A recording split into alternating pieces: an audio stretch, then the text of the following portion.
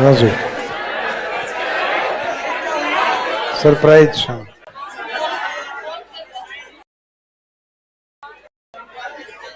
4 घंटे ज्यादा है।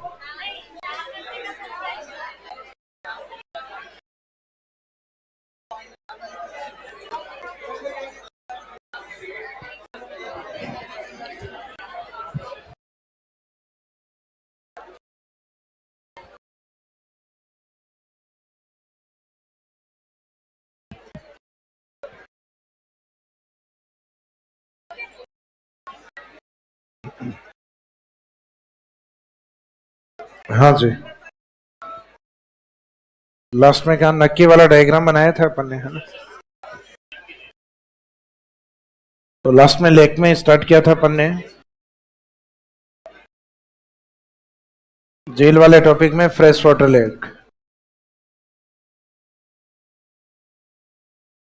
फ्रेश वाटर लेक्स में अरावली के सदर्न पार्ट में मुख्यतः उदयपुर के आसपास की झील अपन ने कवर की थी, जिसमें एक सलूम्बर की भी कवर की थी, जयसमंद।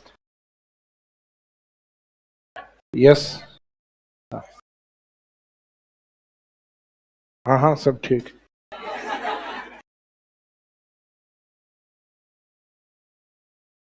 सर को अचानक आज ड्यूटी पे निकलना था।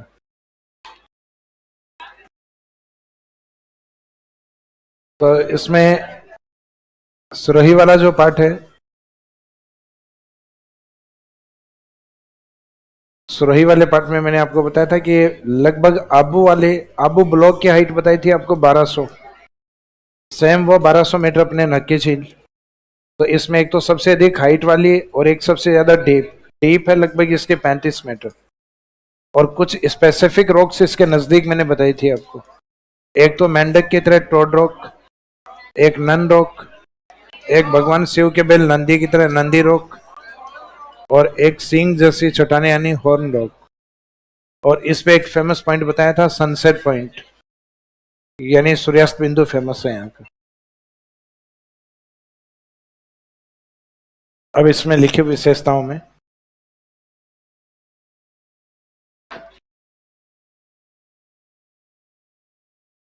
तो इंट्रोडक्शन में स्टार्टिंग में थोड़ा बहुत तो लिखवाया था मैंने, सिरोही में स्थित है और ये एक क्रेटर या वॉल्केनिक लेक। नेक्स्ट में लिखे, लोक कहावतों के अनुसार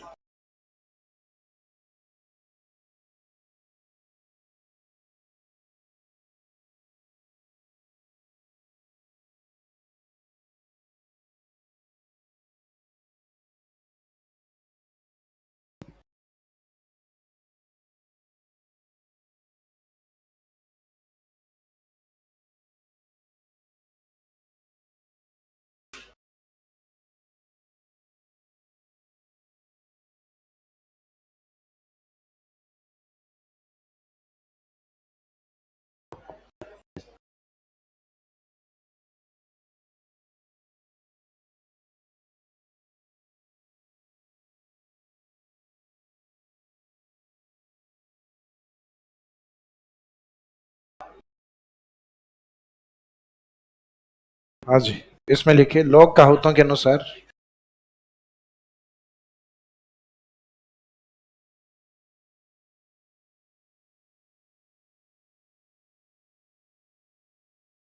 लोक कहावतों के अनुसार इस झील का निर्माण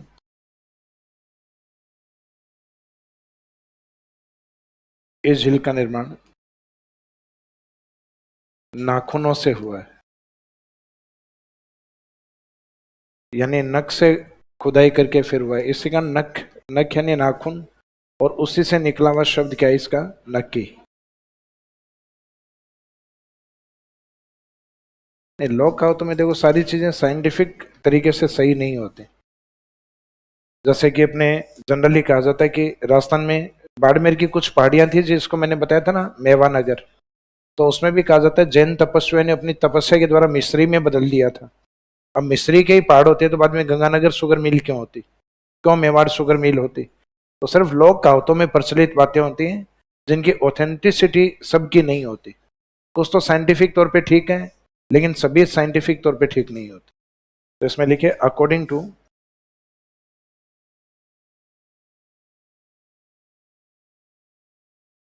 according to folk proverbs,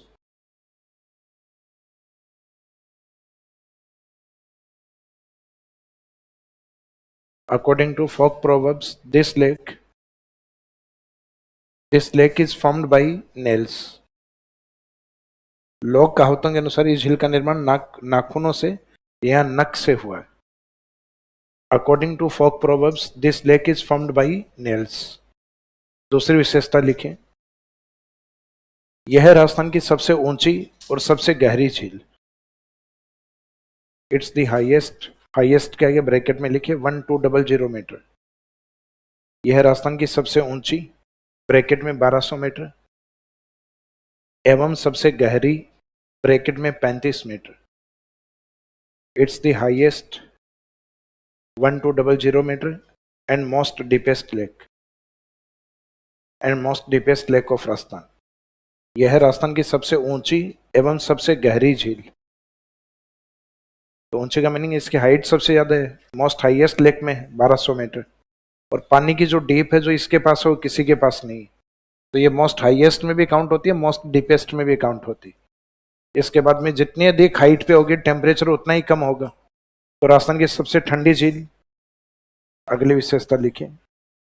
नक्की is the most coldest lake of Rajasthan. नक्की राजस्थान की सबसे ठंडी झील.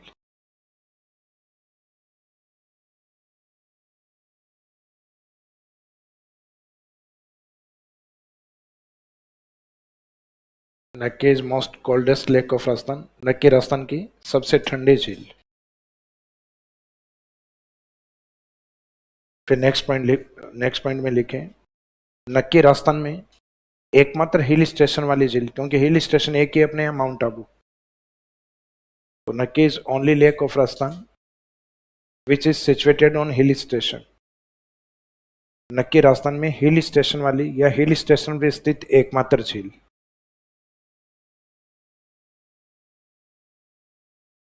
नक्की राजस्थान में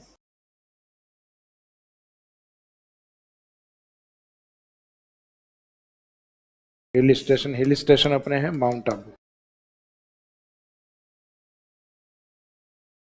तो नक्की राजस्थान में हिल स्टेशन वाली एकमात्र झील. तो नक्की is only lake of Rajasthan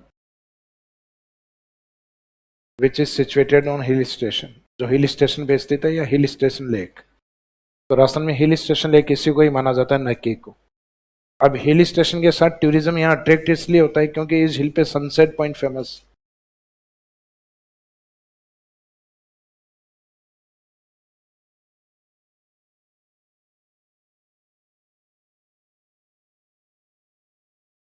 तो इसमें लिखे नेक्स्ट पॉइंट में. इस झील पर सनसेट पॉइंट प्रसिद्ध है.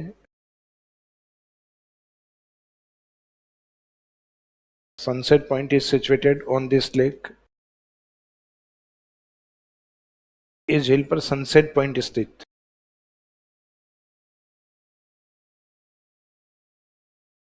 सनसेट पॉइंट स्थित है जो पर्यटन को आकर्षित करता है.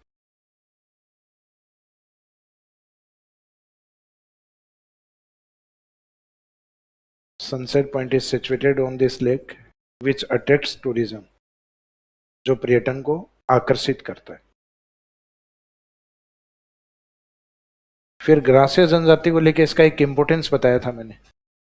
ग्रासीय जनजाति है वो अस्थियों का विसर्जन इसी झील में करती है.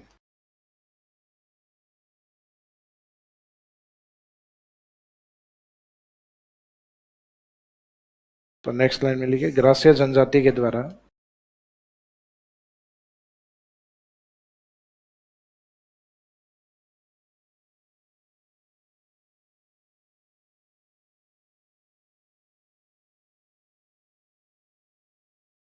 अस्थियों का विसर्जन इसी झील में किया जाता है.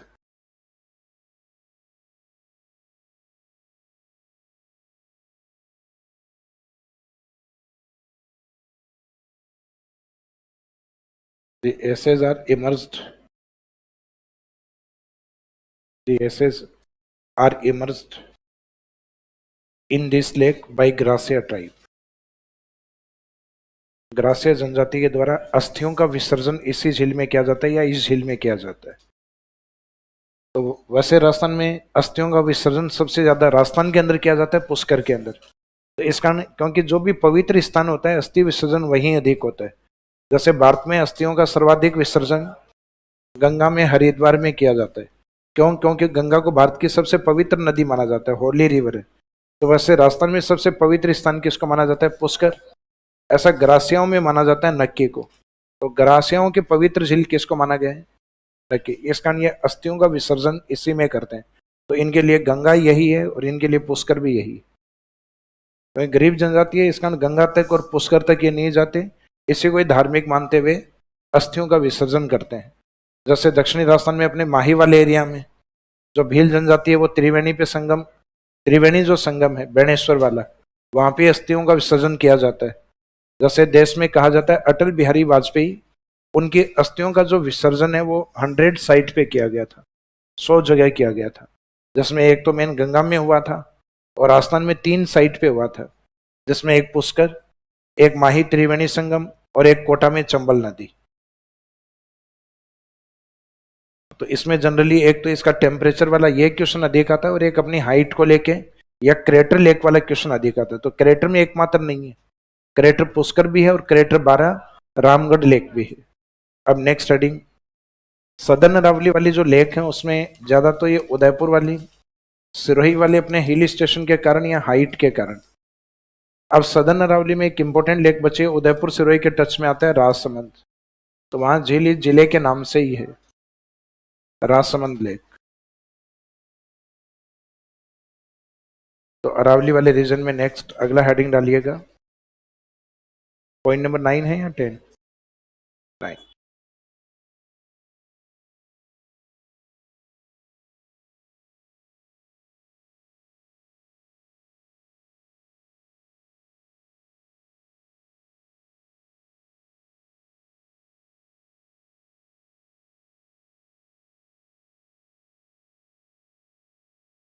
इसमें लोकेशन में लिखिएगा, लोकेशन तो जो हेडिंग है वही लोकेशन है इसमें।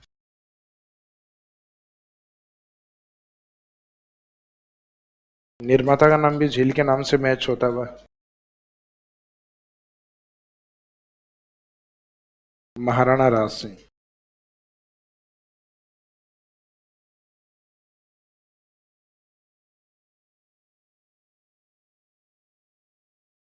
इस लेख के जो क्रिएटर या निर्माता महाराणा राज सिंह। निर्माण काल, इसका कंस्ट्रक्शन पीरियड है 1662। इंपॉर्टेंट इसमें मेन यही है, बाकी 14 साल लगे थे इसमें, तो 1676, 1662 से 1676, 1662 से 1676।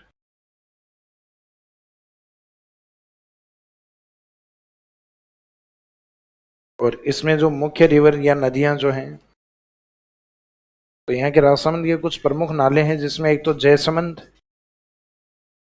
जिस नदी पे बनी हुई है, एक तो सेम वो रिपीट होती है इसमें गोमती, लेकिन वो गोमती अलग है और ये गोमती अलग। एक मैंने आपको रिवर बताई थी ताला रिवर, ताला किसको कहा जाता है? लास्ट वाले टॉपिक में बाणगंगा का, यहाँ ताला नहीं ताली आएगा। कौन सा आएगा? ताली। यहाँ का लोकल नदी एक छोटी नाला है यहाँ, और एक केला नहीं केलवा। तो एक एक केले से याद रखना, केलवा, ताला से ताली रिवर और एक गोमती। तो इन नदियों के ऊपर ये बनी, जिसमें मुख्य नदी गोमती होती। तो जो मेन है उसको पहले लिख दीजिए।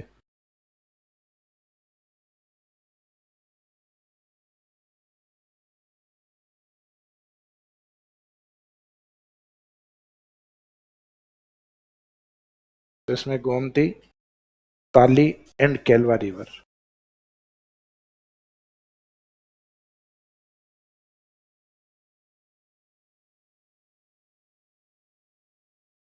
अब निर्माण काल किसी भी लेक में इतना इंपॉर्टेंट नहीं है जितना राजसमंद झील में।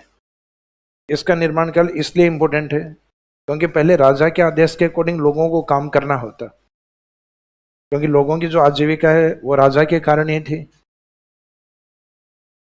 जिस राज्य में यानी जो एरिया जहाँ का राजा होता, जितनी भी जो लैंड होती थी, जो भूमि थी, वो राजा के अंडर में थी। वहां काम करने वाले जितने काश्तकार थे, उनके लिए वो जमीन लीज पे थी एक तरीके से। तो जितने भी खेतों में जो खेती होती, उस खेती का एक टैक्स होता था जो राजा को देना होता। तो ये जमीन किसके नाम से थी? राजा के नाम से। अब ये तो धीरे धीरे लोगों को काश्तकारी अधिनियम 1956 के तहत, जो किसान जहां खेती कर रहा था, काश्त कर रहा था, उसको वहां राइट्स दिए गए। तो ये बाद में चेंज हुए एक, तब जाके 1956 में किसानों को जिस खेती के ऊपर उनका कब्जा था, जहां खेती कर रहे थे, वो उनके नाम की गई। राजवंश को धीरे धीरे समाप्त किया गया, लोकतंत्र स्टार्ट हुआ। तो ये चीजें तो बाद में आई हैं। इसका मीनिंग पहले राजा टैक्स क्यों लेता था? क्योंकि जमीन राजा की थी। तो यहाँ जिस समय राजा आदेश देता है कि भाई ये निर्माण कार्य करना है, तो लोगों को निर्माण कार्य और श्रमदान के रूप में करके जाना होता। श्रमदान यानी जो काम किया उसके बदले में कोई पैसा नहीं लेगा। लेकिन दास सिंह जी ने कहा कि जो रासमंद झील बनाई जा रही है, यहाँ कोई भी व्यक्ति श्रमदान करने के लिए आएगा, उसको बदले में अनाज मिलेगा। और प्रयास यह करें कि उस समय आए जिस समय अकाल की स्थिति हो। तो अकाल की स्थिति में क्या है कि खेतों में अनाज कम होता है और लोगों को बदले में अनाज दिया जाएगा निर्माण के। जैसे आज वर्तमान में ग्रामीण क्षेत्रों में नरेगा कार्यक्रम चलता है। तो नरेगा कार्यक्रम में भी आपको ध्यान हो, नरेगा में भी स्टार्टिंग में अनाज देना स्टार्ट किया था। तो लोगों को, ग्रामीण क्षेत्र के लोगों को यही था कि अनाज तो हमारे खेतों में भी होता है, पैसा देना स्टार्ट करो। तो फिर गवर्नमेंट ने बाद में जो गेहूं वगैरह या जो अनाज देना स्टार्ट किया था, उसको बंद करके फिर पैसे देना स्टार्ट किए। तो नरेगा कार्यक्रम में धीरे धीरे पैसे का स्टार्टिंग हुई। उसी तरीके से रासमंद झील, तो जिस समय मुख्य आवश्यकता ही अनाज होती, कोई भी व्यक्ति काम करता तो उसको बदले में अनाज मिलता। तो इसका मीनिंग ये अकाल राहत के लिए, यानी जो किसान खेती नहीं कर पा रहे, वो कम से कम खाने के लिए अनाज ले जा सकता है यहाँ पे काम करके। इस कारण यहाँ पे काम करने वाले लोगों को रिकॉर्ड में लिखा गया कि भाई कितने लोग काम करने के लिए आए, कितनों को अनाज दिया गया। तो ये कहा जाता है कि इसमें लगभग निर्माण होने तक 60,000 लोगों का श्रमदान रहा है। तो इस कारण इसलिए कहा गया कि राजस्थान में सबसे ज्यादा लोगों का योगदान किस झील में? राजसमंद झील में। लगभग 60,000 लोगों। सबसे बड़ी झील ये नहीं है, बड़ी झील जयसमंद है। और उससे भी बड़ी अगर देखें तो खारे पानी की झील बड़ी होती है, सांबर। लेकिन निर्माण के तौर पे, यानी जिस झील में लोगों का निर्माण में योगदान सर्वाधिक है, तो वो है राजसमंद। इसमें लगभग 60,000 लोगों का योगदान। तो इसका मीनिंग लोगों ने जो काम किया उसके बदले में अनाज मिला है। तो ये राजसमंद की अरावली की पहाड़ी, अरावली की पहाड़ियों से निकलने वाली जो मुख्य नदी है, इसमें गोमती और फिर कुछ नाले हो रहे हैं जैसे ताली और केलवा रिवर। तो इसमें गोमती और इन सहायक नदियों या इन नालों का पानी रोका गया है, ये राजसमंद। इस राजसमंद से एक कहानी और जुड़ी हुई है कि राज सिंह जी ने गोमती नदी के पानी को कई बार नियंत्रित करने का प्रयास किया, लेकिन ये जितनी भी बार डैम बनाते उतनी बार टूट जाता। बाद में यूपी के कोई साधु थे जिन्होंने ये कहा कि कोई पतिव्रता नारी, जिसको राज सिंह जी को कहा कि जो आपको पहचाननी पड़ेगी। तो आप कहीं किसी यात्रा पे जाओगे और उसके बाईं आंख पे एक तिल का निशान होगा, जो आपको भोजन के लिए आमंत्रित भी करेंगे अपने घर पे। तो ऐसी कोई नारी जो अपने पति के प्रति पूर्ण पति धर्म को निभाती हो, तो वो नारी अपने पति के जीवित रहते हुए और इस झील की नींव में अगर जिंदा समाधि ले, तो फिर ये डैम बन सकता है, गोमती नियंत्रित हो सकती है। और अदरवाइज जितनी भी बार गोमती के ऊपर आप डैम बनाओगे, गोमती उस डैम को तोड़ देगी। तो राज सिंह जी ने कहा जाता है कि लगभग 8-9 बार प्रयास किए, तो जितनी भी बार इन्होंने डैम बनाया, डैम उतनी ही बार टूट गया। तो ये पश्चिमी राजस्थान की किसी यात्रा पे गए, उस दौरान इनकी मुलाकात हुई घेवर माता और उनके पति से। तो ये पहचान जाते हैं, जैसा साधु ने जैसे जैसे साइन बताए थे कि महिला के बाई आंख के पास में तिल का निशान, और वो आपको भोजन के लिए आमंत्रित करेंगे, तो वैसा ही हुआ राज सिंह जी के साथ। तो उन्होंने लास्ट में भोजन करने के बाद उनसे विनती की कि मेवाड़ की प्रजा के लिए हम एक झील बनाना चाहते हैं, उसके पानी को नियंत्रित करना चाहते हैं, लेकिन उस नदी को तभी रोका जा सकता है जब जीवित औरत और उसके अंदर समाधि ले। तो उसके अंदर घेवर माता ने कहा जाता है कि अपनी आहुति थी, अपने पति के जीवित रहते हुए समाधि ली। इस कारण घेवर माता को कहा जाता है बिना पति के सती होने वाली लोक देवी। तो राजस्थान में जो लोक देवियां हैं, यानी जो हमारे राजस्थान में लोकल में जो पूजी जाती हैं, तो उनके अंदर घेवर माता को बिना पति के सती होने वाली लोक देवी के रूप में, जिनका मंदिर इस झील के किनारे बनाया गया, जिसको कहा जाता है घेवर माता टेम्पल। तो एक तो इसका रिलीजियस इंपोर्टेंस भी है घेवर माता को लेकर।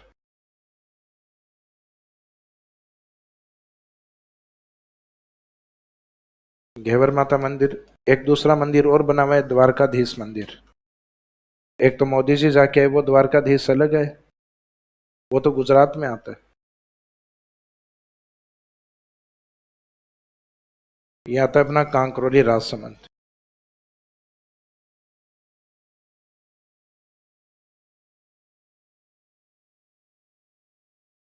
ये द्वारकाधीश, तो इसका ये तो रिलीजियस इंपोर्टेंस है।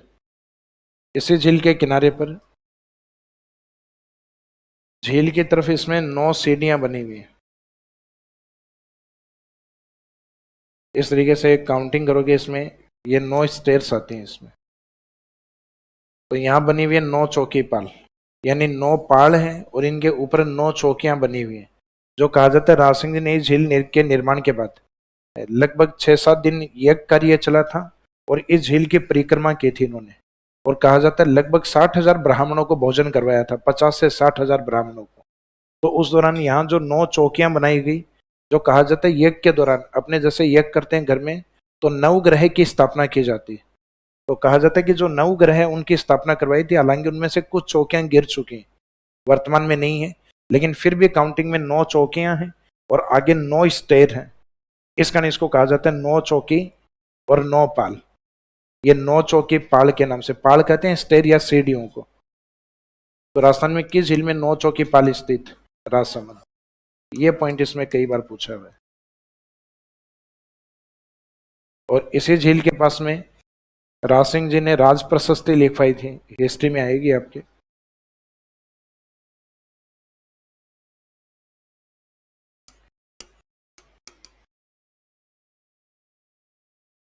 ये 25 शिलालेख हैं। इन 25 शिलालेखों पे जो लिखवाई हुई है वो राज प्रशस्ति।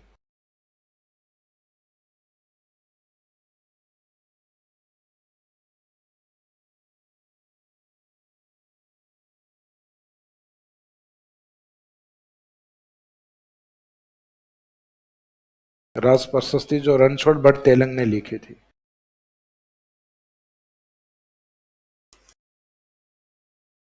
"25 इंस्क्रिप्शन", जिसमें ब्लैक कलर का मार्बल है, काले रंग का जो मार्बल है वो यूज किया गया है। और उसमें कहा जाता है कि पत्थरों के ऊपर जो लिखी जाती है, जिसमें राजाओं की प्रशंसा में लिखी जाती है, उसको प्रशस्ति कहा जाता है। ये राजा ने भले ही कितने बुरे काम किए हों, लेकिन इसमें केवल प्रशंसा होगी, बुराई बिल्कुल नहीं होगी। तो कहा जाता है कि पत्थरों पे इतनी लंबी बढ़ाई कहीं पे भी नहीं लिखी है। बढ़ाई यानी प्रशंसा। तो ये कहा जाता है लगभग इसमें 1900 से अधिक श्लोक लिखे हुए हैं, जिसमें 25 शिलालेख हैं। तो ये हिस्ट्री का पार्ट आता है आपके। इंस्क्रिप्शन और शिलालेख करके एक टॉपिक दिया हुआ है आपका, तो उसके अंदर ये कवर करोगे आप, प्रशस्ति वाला। अपने तो यही है कि इस झील के किनारे 25 शिलालेखों पर राज प्रशस्ति उत्कीर्ण है। अब लेखक इनके राज सिंह के दरबारी लेखक थे रणछोड़ भट्ट तेलंग। उन्होंने इसको संस्कृत लैंग्वेज में लिखा हुआ है। अभी कुछ समय पहले रिसर्च के दौरान इस झील के किनारे पे एक सनडाइल मिली, सूर्य घड़ी। सूर्य घड़ी ये होती है, उसमें साइन होते हैं इस तरीके से, जिसमें लकड़ी को रख के और टाइम का सिर्फ एक अनुमान लगाया जाता है। जैसे कई बार अपन घर में नहीं होते, जो जैसे कोई पेड़ है, उस पेड़ के पास में एक चारपाई डालते हैं। अब उस चारपाई के हम देखते हैं जैसे इस कोने पे छांव आती है, जैसे सॉरी इस कोने पे जैसे धूप आती है, जैसे एक टाइम तक तो छांव रहती है पेड़ की, और जैसे इस पे धूप आना स्टार्ट होती है, जैसे 10 बज जाते हैं, तो अपन चारपाई को दूसरी साइड में खिसकाते हैं। फिर नेक्स्ट डे भी ऐसा ही हुआ, इस कोने पे धूप आई, फिर घड़ी की ओर देखा तो वापस 10 बजे थे। तीसरे दिन बिना घड़ी की ओर देखे बता देंगे कि लगभग 10 बज गया, क्योंकि यहाँ पे जैसे ही धूप आ गई तो आइडिया लग गया अपने को। तो इन घड़ी में भी सिर्फ एक आइडिया लगता है, ऐसे डांग रख के, और उस लकड़ी की छांव को देखा जाता है किस ओर है। तो क्योंकि वो सूर्य की स्थिति के साथ वो छांव है वो चेंज होती है। जैसे सुबह अपन सूर्य उदय होता है, तो अपन जैसे खड़े होते हैं तो अपनी छांव बनती है वेस्ट की ओर, पश्चिम की ओर बनती है। और जैसे ही शाम होती है तो सूर्य पश्चिम की ओर होता है, तो रोशनी इस साइड से है तो अपनी छांव बनेगी इसके अपोजिट साइड में। तो उसी तरीके से इस घड़ी में टाइम का अनुमान लगता है। जैसे जिस समय लकड़ी की छांव सबसे छोटी बनेगी, इसका बनेगा लगभग दोपहर है, 12 बज चुके हैं। जैसे अपन दोपहर के अंदर सूर्य बिल्कुल ऊपर होता है, तो उस समय अपनी छांव सबसे छोटी होती है।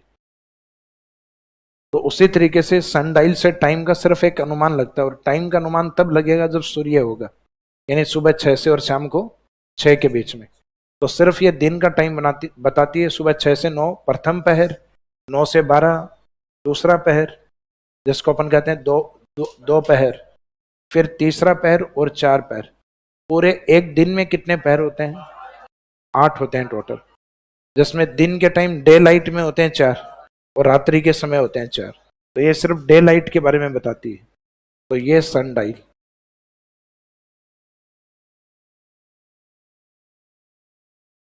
रात के तारों के आधार पे पता लगता था।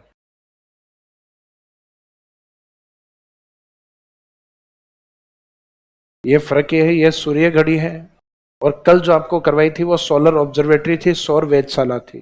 तो ध्यान ये रखना, ये सन डायल है, वो सोलर ऑब्जर्वेटरी थी, सौर वेधशाला थी। तो सौर वेधशाला राजस्थान में जैसे जंतर मंतर है, ये भी सौर वेधशाला है, लेकिन राजस्थान में झीलों के निकट सौर वेधशाला केवल उदयपुर में है, क्योंकि ये जयपुर जंतर मंतर ये तो मार्केट के बीच में है, ये लेक के निकट नहीं है। इससे लेक थोड़ी सी डिस्टेंस पे आती है, मानसागर। तो ये सूर्य घड़ी, हालांकि ये अभी तक ज्योग्राफी सब्जेक्ट में तो मेंशन नहीं किया, लेकिन फिर भी लिख लेना आप, क्योंकि रिसर्च होते रहते हैं आर्कियोलॉजी डिपार्टमेंट के द्वारा, जो टाइम टाइम टू टाइम अपने न्यूज़पेपर में आते हैं। तो न्यूज़पेपर की एक कहीं दिया हुआ था कि इस झील के निकट सूर्य घड़ी के अवशेष मिले हैं। तो ये सिर्फ इंडिकेट कर देना, लिखने की वैसे आवश्यकता नहीं। तो ये डायग्राम बनाइए इसमें। एक तो ये फेमस है नौ चौकी पर,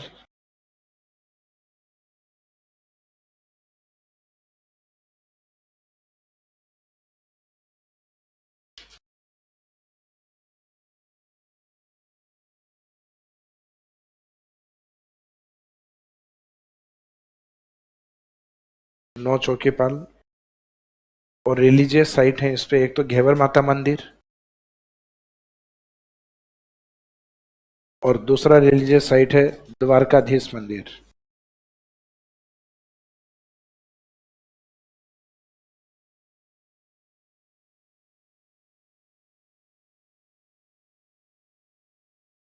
घेवर माता टेम्पल एंड द्वारकाधीश मंदिर।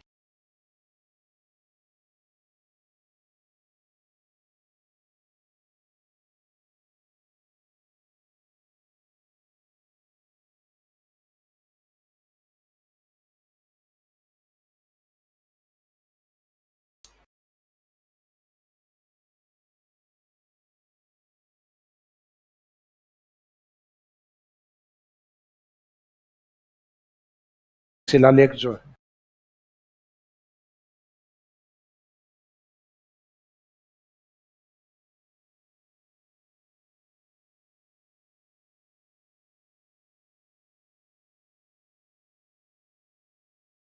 और रिसर्च में जो लेटेस्ट पॉइंट यहाँ फाइंड आउट हुआ है वो है सनडाइल सूर्य घड़ी, सौर वेधशाला फतेह सागर।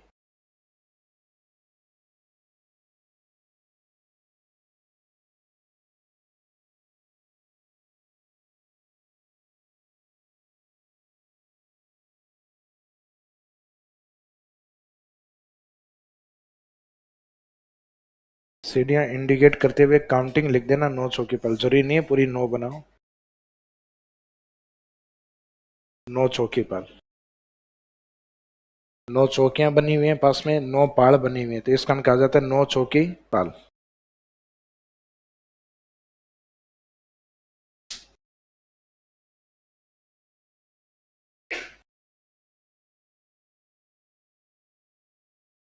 हो गया कंप्लीट।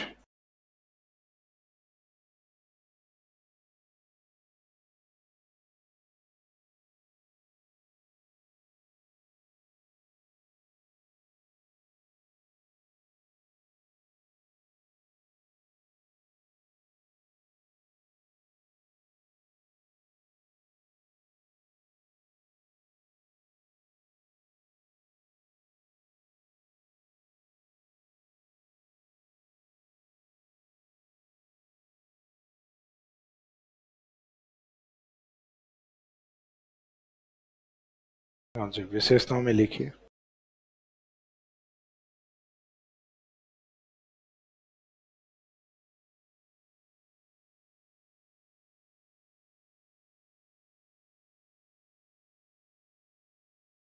स्टूडेंट कम कैसे लग रहे हैं? अच्छा, अंतिम सप्ताह का लाभ है।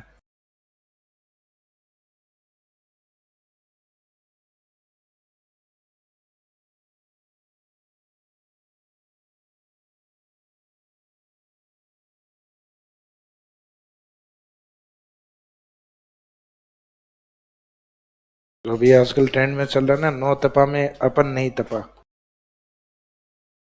तो मौसमी विभाग के द्वारा घोषित किया गया ना कि नौ तपा चल रहा है। 9 दिन है जो हाईएस्ट टेम्परेचर या तापमान वाले, नौ तपा।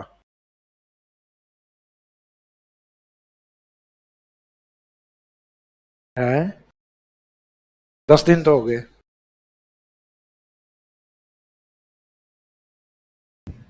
Thank you.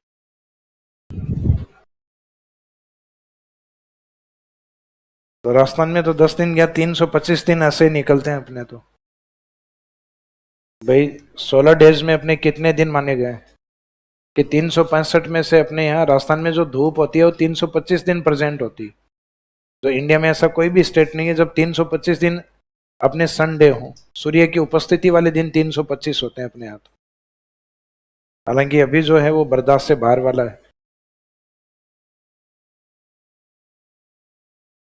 भाई बॉर्डर पे भी जो बीएसएफ वाले हैं उनके वीडियो भी आ रहे हैं कि पापड़ सोख, हाँ, पापड़ सेक रहे हैं।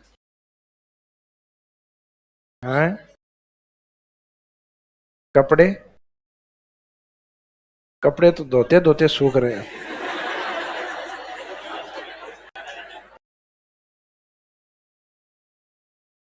भाई कपड़े में तो स्थिति यह है कि एक धो के सूखा के आऊं, दूसरा धो और पहले वाले को उतार लाओ। किसका? एक विशेष कारण तो क्लाइमेटिक चेंजेस माने जा रहे हैं कुछ। भाई अब तक के हाईएस्ट रिकॉर्ड है, जैसे जैसलमेर में तो अभी बात कर रहे थे कि 55 डिग्री सेल्सियस, हालांकि ये ज्यादा ठीक तो नहीं लग रहा कि 55 तक पहुंच गया है सही है क्या, ऑथेंटिक है क्या? हाँ तो हो गया तो फिर रिकॉर्डेड है फिर ये राजस्थान में।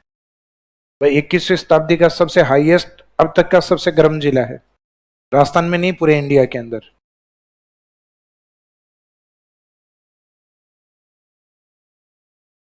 विश्व में इससे भी गर्म गए, इस विश्व में तो लगभग 58 या 59 डिग्री सेल्सियस के हैं रिकॉर्ड।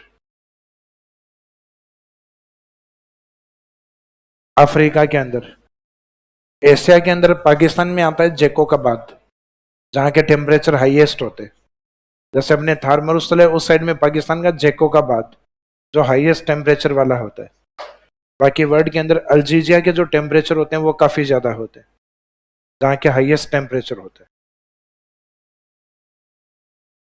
तो अब इसमें राजसमंद की विशेषताओं में लिखिएगा।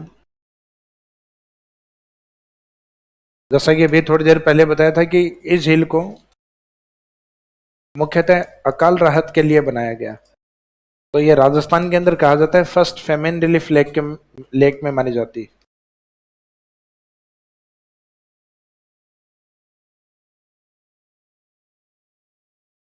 तो इसमें लिखिएगा Rajsamand lake is the first famine relief lake of Rajasthan. Rajsamand झील राजस्थान की प्रथम अकाल राहत झील।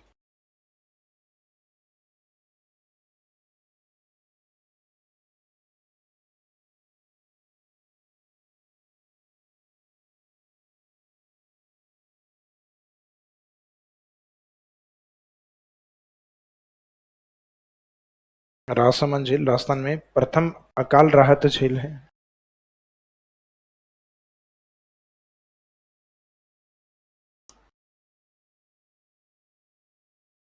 अकाल राहत का मीनिंग अकाल के दौरान काम करने पर इसमें अनाज दिया गया था। अब अकाल राहत वाली होने के कारण इसमें अधिक से अधिक लोगों ने योगदान किए। तो सेकंड अगली विशेषता लिखिए, इस झील के निर्माण में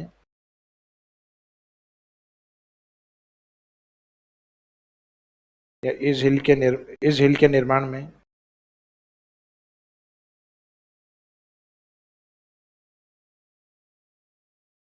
सर्वाधिक लोगों, ब्रैकेट में वो काउंटिंग लिख दीजिए 60,000,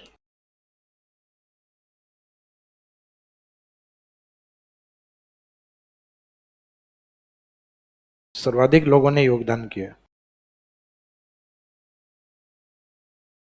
तो most of people contributed in the construction of this lake. Most of people के आगे ब्रैकेट में काउंटिंग लिख देना 60,000 contributed in the construction of this lake. इस झील के निर्माण में सर्वाधिक लोगों ने योगदान किया. Most of people contributed in the construction of this lake.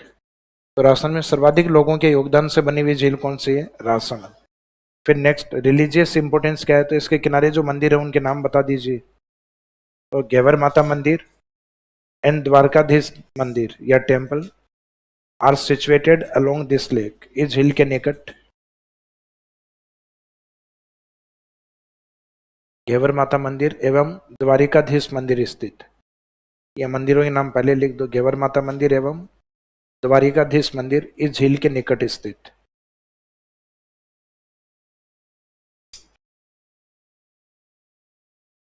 घेवर माता मंदिर एवं द्वारिकाधीश मंदिर इस झील के निकट स्थित.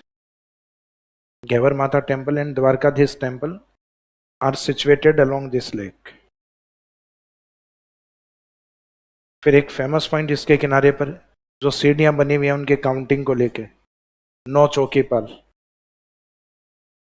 जो इंडिकेट की थी अपन ने. 9 चौकीपाल. इस झील के किनारे 9 चौकीपाल स्थित है.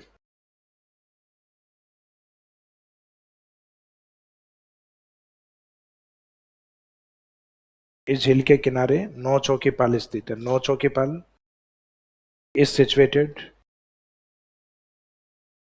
on the bank of this lake या along this lake. इस झील के पास या इस झील के किनारे 9 चौकीपाल स्थित. 9 चौकीपाल को अंडरलाइन करके अपोस्ट्रोफ कर दीजिए. अंडरलाइन या अपोस्ट्रोफ कर दीजिए. कॉमा.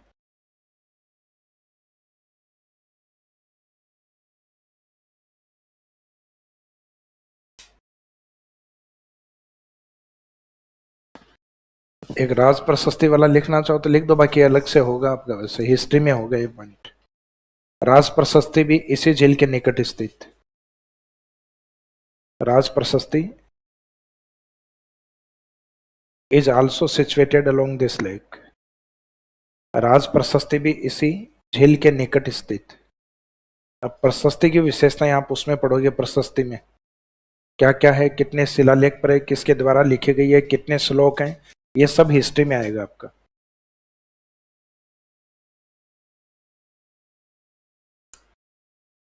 तो राजस्थान के जो सदन वाली जो लेक थी यानी दक्षिणी अरावली की तरफ, जिनकी विशेषताएं जनरली एग्जाम में ज्यादा आती हैं, उदयपुर, सिरोही और राजसमंद.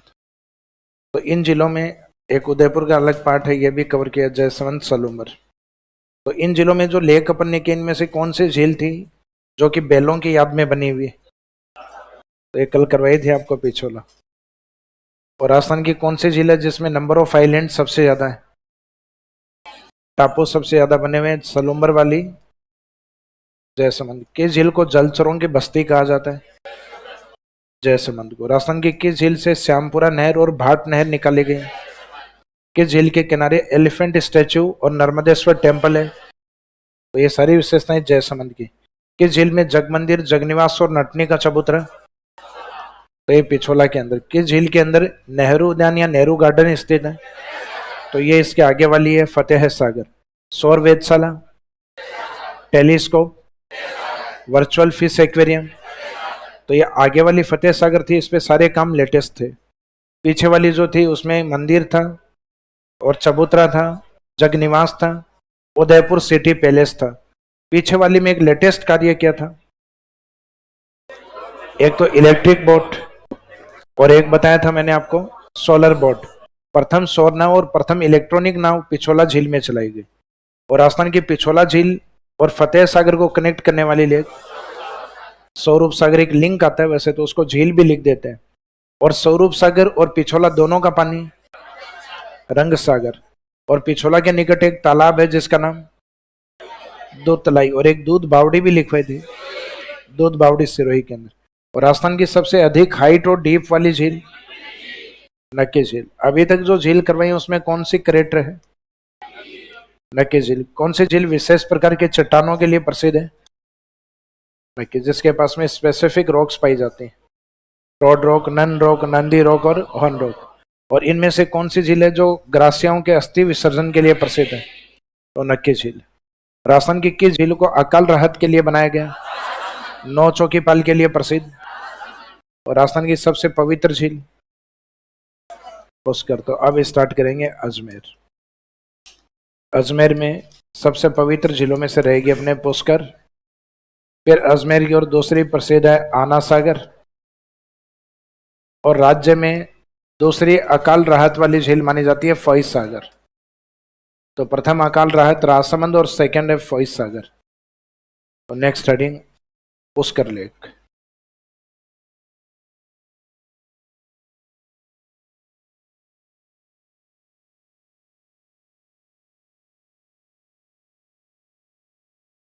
पुष्कर में पहली लाइन में लोकेशन लिखिएगा, पुष्कर झील।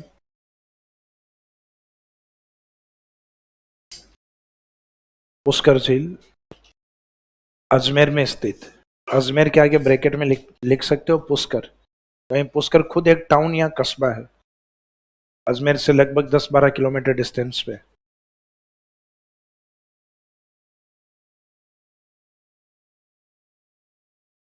पुष्कर झील में लिखिए, यह अजमेर में स्थित है,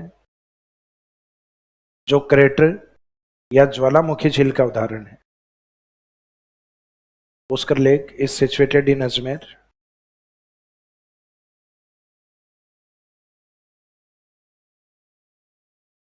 which is an example of crater और वॉल्केनिक लेक। जो आपने नक्की में लिखा है वो लिखना है, which is an example of crater और वॉल्केनिक लेक, जो क्रेटर झील या ज्वालामुखी झील का उदाहरण।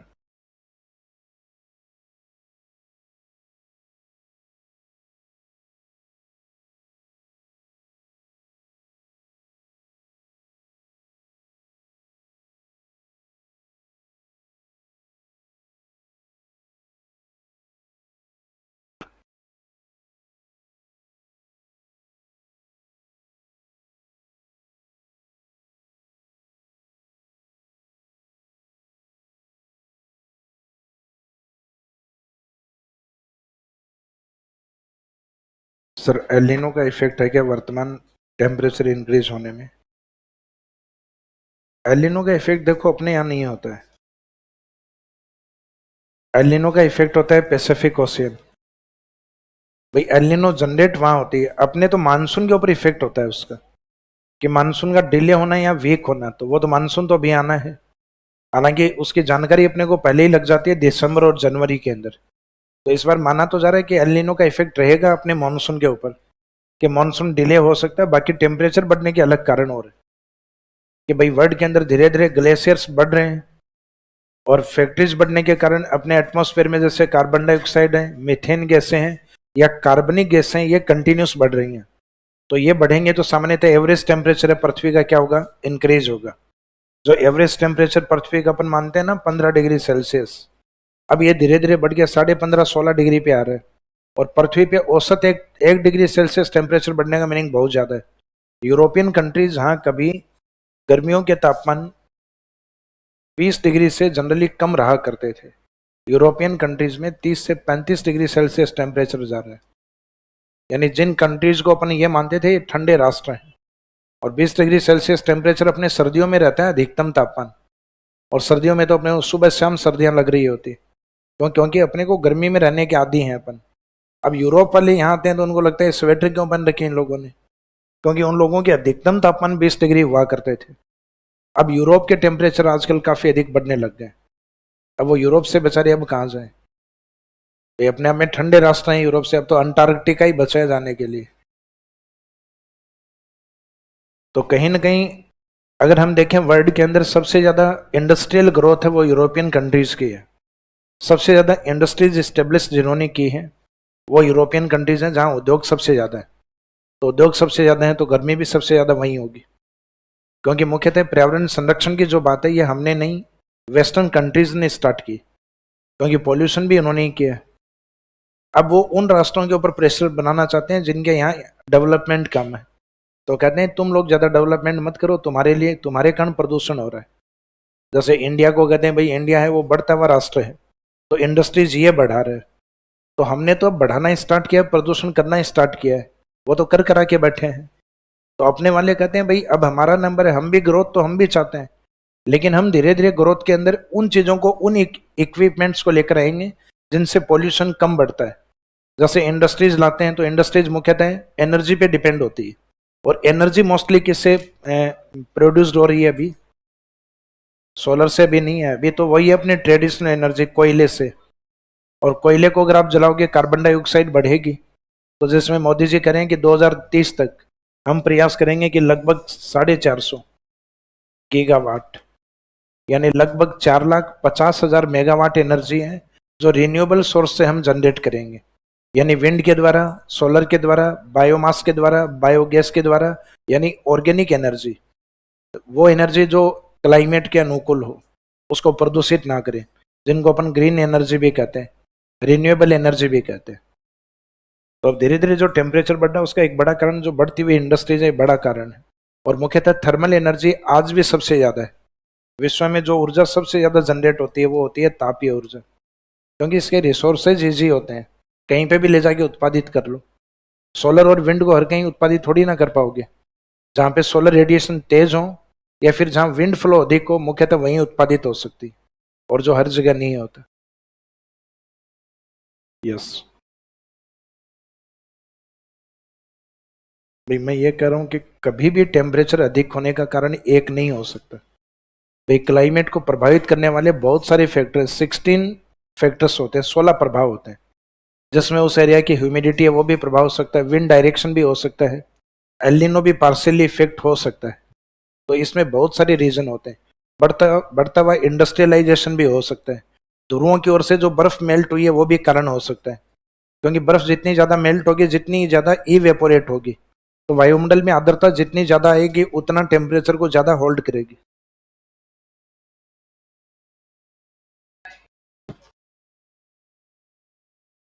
मानसून कैसे है भाई? मानसून के आने की पॉसिबिलिटी अधिक है, लेकिन ये जरूरी नहीं है। जैसे अभी टेम्परेचर बढ़ रहा है, तो टेम्परेचर बढ़ रहा है तो ये मानो कि हाईएस्ट टेम्परेचर समय कौन सा चल रहा है अभी? मई चल रहा है ना, अभी मई का समय। टेम्परेचर हाईएस्ट हो गया, एयर प्रेशर डाउन हो गया, मॉनसून अभी तक अपने फ्लो में नहीं आया। और लोवेस्ट अगर एयर प्रेशर हो गया तो एक बार के लिए मॉनसून एक्टिव हो जाएगा 2 4 5 दिन। और ये मॉनसून अगर एक्टिव हो गया तो तापमान फिर क्या हो जाएंगे? कम, और एयर प्रेशर बढ़ जाएंगे। और जब मॉनसून का सीजन आएगा तब अपने अपोजिट कंडीशन है उसमें। तो फिर बाद में वास्तव में जो मानसून का टाइम होता है उस समय मानसून एक्टिव नहीं हो पाएगा। तो इसको हम एक तरीके से ये कहेंगे प्री मानसून जनरेट हो जाएगा, और मानसून जो टाइम पीरियड है फिर वो वीक निकलेगा। जैसे अभी हमारी बारिश हो जाए तो गांव में खेती कोई नहीं करेगा, वो इंतजार करेंगे, नहीं ये तो पहली बारिश हुई है, मानसून अभी आना बाकी। और फिर पता चले कि भाई जो आई थी वो प्री मानसून वही ठीक था। अब मानसून के इंतजार में तो पता चलता है कई बार अगस्त तक बैठे। तो राजस्थान के अंदर सामान्य स्थितियां होती हैं, कई बार अगर मानसून पहले आ गया, प्री मानसून अगर एक्टिव हो गया तो भी नुकसानदायक है, क्योंकि फिर अपने अपोजिट कंडीशन हो जाएंगे, टेम्परेचर लो हो जाएगा फिर। तो ये जो टेम्परेचर बढ़ना चाहिए था ये जून के लास्ट में बढ़ता है, यानी मिड जून के आसपास लोअर प्रेशर जनरेट हो रहा है, तापमान ज्यादा हो रहा है कि वो मानसून को जनरेट करने में। और सहायक, बिल्कुल सहायक है, तभी तो कह रहा हूँ प्री मानसून एक्टिव हो जाएगा इससे। और प्री मानसून एक्टिव हो गया इसका मीनिंग जिस समय विंड फ्लो तेज होना चाहिए, यानी समुद्र के अंदर जो हाईएस्ट टेम्परेचर, जो हाईएस्ट एयर प्रेशर जो बनेंगे वो बनेंगे जून के अंदर। तो मानसून का जो टाइम पीरियड है वो जून है, लेकिन अगर प्री मानसून पहले जनरेट हो गया तो बाद में मानसून की स्थिति कमजोर रहेगी। तो कई बार होता है ना कि अपने यहाँ अप्रैल और मई में ठीक बारिश होती है, तो फिर बाद में जून और जुलाई में बारिश कम रहती है, और हमारी रिक्वायरमेंट फसल के टाइम ज़्यादा होती है। तो धीरे धीरे क्लाइमेटिक चेंजेस तो हो रहे हैं। जैसे जिस समय बारिश होती है कुछ जगह उस समय से पहले आ रही है, और कुछ समय उससे अधिक डिले हो रही है। तो क्लाइमेट तो पृथ्वी पे धीरे धीरे चेंज हो रहा है। लेकिन अब इसमें बुक्स में इसको लिखा जाना कब से स्टार्ट करेंगे? अभी तो क्या है, सिर्फ सीजनल चेंजेस माने जा रहे हैं, इनको सिर्फ अपन वेदर चेंजेस यानी मौसमी परिवर्तनों के नाम से लिख रहे हैं। अब ये कंडीशन लंबे टाइम तक और फिक्स रहने लग जाएगी तो बाद में क्लाइमेट का पार्ट हो जाएगा।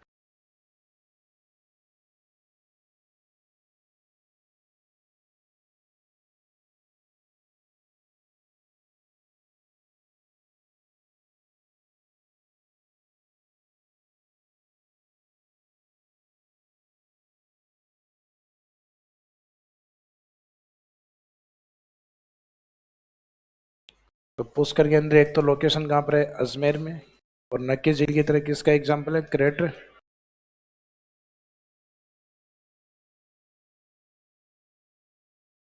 क्रेटर या वोल्केनिक लेक, ज्वालामुखी झील का उदाहरण। इसमें अपनी अजमेर की जो पहाड़ियां, पुष्कर की पहाड़ियां, पुष्कर की पहाड़ियां यानी वही हैं अरावली की पहाड़ी। इन अरावली की पहाड़ियों के पास में पुष्कर झील एक अर्धचंद्राकार रूप में फैली हुई है इस तरीके से। जैसे अर्धचंद्राकार बालू का स्तूप भी प्रसिद्ध है अपने यहाँ बरखान, जिनकी स्पीड सबसे ज्यादा होती है, डेजर्टिफिकेशन में योगदान अधिक होता है। तो उसी तरीके से राजस्थान में एक अर्धचंद्राकार झील भी प्रसिद्ध है, पुष्कर को कहा जाता है।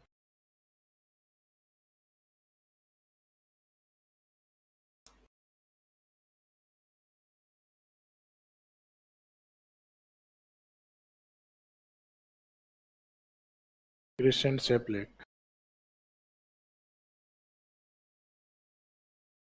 जो अपने किनारे पे बने हुए 52 घाटों के लिए प्रसिद्ध है। तो यहाँ पे अलग अलग घाट बने हुए हैं और हर घाट पे मंदिर बना हुआ है, जिसपे एक प्रसिद्ध मंदिर है बर्मा जी टेम्पल। बर्मा जी का वह मंदिर जहाँ विधि विधान के साथ पूर्ण पूजा की जाती है उनकी। तो राजस्थान में बर्मा जी मंदिर तो और भी हैं, आसोतरा में है, बांसवाड़ा में है, और एक मुख्य जो है जहाँ विधि विधान के साथ पूजा की जाती है वो पुष्कर।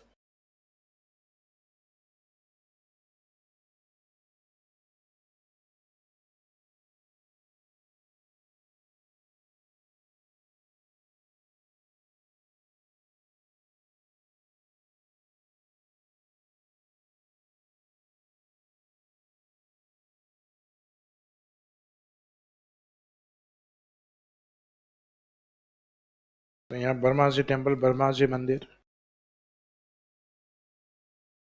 और इस झील के किनारे 52 घाट हैं। इसका इसको एक नाम और दिया जाता है 52 घाटों के अकॉर्डिंग 52 घाटा लेक। तो यहाँ घाटा ये लॉस वाला घाटा नहीं है, अपने घाट की संख्या के आधार पे इसका नाम क्या है, 52 घाटा लेक, 52 घाटों वाली झील।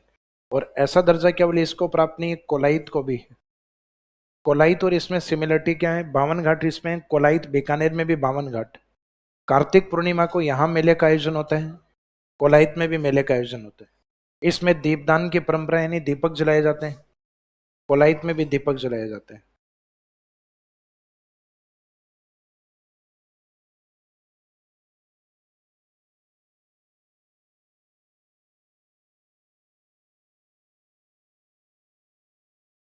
तो इसमें कुछ एक पॉइंट प्रसिद्ध है, जैसे एक पवित्रता को लेके राजस्थान की जो मीठे पानी की जो प्राकृतिक झील है, नेचुरल लेक है, उसमें ये सबसे बड़ी मानी जाती है। तो मीठे पानी की झीलों में सबसे बड़ी कौन है, जयसमंद। आर्टिफिशियल में, मीठे पानी में आर्टिफिशियल में भी जयसमंद, लेकिन मीठे पानी में जब नेचुरल लेक की बात आती है, प्राकृतिक झील की, तब सबसे बड़ी कौन सी है, पुष्कर। पुष्कर में पहले एक टैग और था कि पुष्कर पवित्र के साथ सबसे प्रदूषित भी थी। बाद में कनाडा ने यहाँ पे क्लीनिंग प्रोजेक्ट, एक सफाई कार्यक्रम चलाया। उस सफाई कार्यक्रम के बाद ये जो झील है इसका पानी साफ किया गया, क्योंकि झील जो पवित्र होती हैं, लोग अधिक स्नान के लिए आते हैं, और जो लोग आते हैं पैदल आते हैं। अब उनके पाँव के हल्की हल्की मिट्टी लगते हुए आएगी, और वो मिट्टी जैसे ही पानी में बैठेगी तो उससे सिल्ट और गाद बनेगी। जैसे कई बार अपन देखते हैं जो नालियां होती है अपने घर के बाहर, उनके लंबे टाइम तक उसमें मिट्टी गिरती रहती है, और बारिश वाले टाइम में कई बार मिट्टी के कारण ब्लॉक हो जाती है, और फिर बारिश का जो पानी आता है वो नालियों से बाहर निकल आता है। फिर नगर निगम वाले और ये आते हैं और उससे बाद में वो कीचड़ बाहर निकाल के डालते हैं, और कीचड़ का मीनिंग होता है सिल्ट, सिल्ट या गाद। तो उसी तरीके से पुष्कर लेक उसमें धीरे धीरे गाद बनने लगे, उसके कारण कई घटनाएं भी हो जाती है कई बार।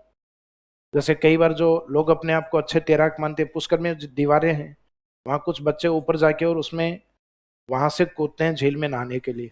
तो कई बार सिर्फ कूदते थे, निकालते उनको लोग ही थे, क्योंकि जैसे ही वो नीचे जाते हैं सिल्ट और गाद में उनकी मुंडी खिसक जाती है वो अंदर, और जैसे ही वो अंदर फंस जाते हैं फिर उनको निकालना ही पड़ता, चाहे आप कितने भी अच्छे तैराक हो। अगर गाद और सिल्ट में अगर आपका पाँव भी फंस गया तो नहीं निकाल पाओगे। हालांकि अब तो इस झील के किनारे कुछ जंजीर और रस्से हैं जो किनारे पे बांध के झील के अंदर डाले हुए हैं, कि बाई चांस कोई व्यक्ति काई और उसके पास में है, उससे अगर फिसल भी जाए और गलती से किसी के कोई वो रस्सी या जो लोहे की उसमें कड़ियां जो डाल रखे हैं सांकल वगैरह, अगर वो किसी के हाथ आ जाए तो बाहर निकल आए। तो अब तो काफी सुविधाएं हो गई हैं इसके पास में। और इस झील के 52 घाटों में एक फेमस घाट, एक प्रसिद्ध घाट आता है, जो मेरी महारानी, मेरी नहीं वैसे महारानी क्वीन मेरी ने बनाया था। नाम क्या था? मेरी महारानी नहीं, क्वीन मेरी।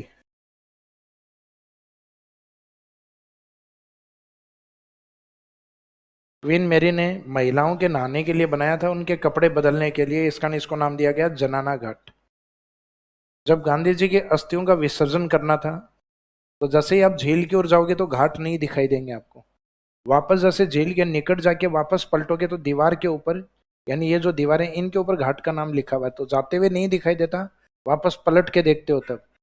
तो जिस समय अस्थि विसर्जन के लिए आए थे तो बाहू को क्या है, और अस्थियों का विसर्जन करके जैसे ही पलटे तो उसके पीछे लिखा हुआ था जनाना घाट। किसी समझदार व्यक्ति ने पूछ लिया, भाई ये जनाना घाट का मीनिंग क्या है? तो फिर वहां किसी ने बताया कि भाई ये क्वीन मेरी के द्वारा बनाया गया घाट था, जो मुख्यतः महिलाओं को समर्पित था, कि भाई महिलाएं इस घाट के ऊपर स्नान करेंगी और कपड़े महिलाओं के इस घाट पे बदले जाते हैं। यानी विशेषतः महिलाओं के लिए था, क्योंकि क्वीन मेरी को ये लगा कि भाई महिलाओं के लिए विशेष सुविधाएं नहीं है, इस कारण स्पेशली उस घाट को तैयार करवाया गया था। तो बाद में उन व्यक्तियों को लगा भाई गांधी जी तो गलत निकल पड़े यहाँ। तो फिर बाद में इसी घाट का नाम चेंज करके गांधी घाट। तो अब आप अजमेर पुष्कर जाओगे जहाँ गांधी घाट लगा हुआ है, वो गांधी घाट क्वीन मेरी घाट है, वही जनाना घाट। तो ये सबसे फेमस घाट है इसके ऊपर, जिसका वर्तमान नाम क्या है? गांधी घाट। तो इसमें यह डायग्राम बनाई है। एक तो इसका जो क्रिसेंट शेप यानी अर्धचंद्राकार झील, एक साइड में कोने पे लिख देना 52 घाटा लेक। 52 घाट होने के कारण इसको बोला गया 52 घाटा लेक।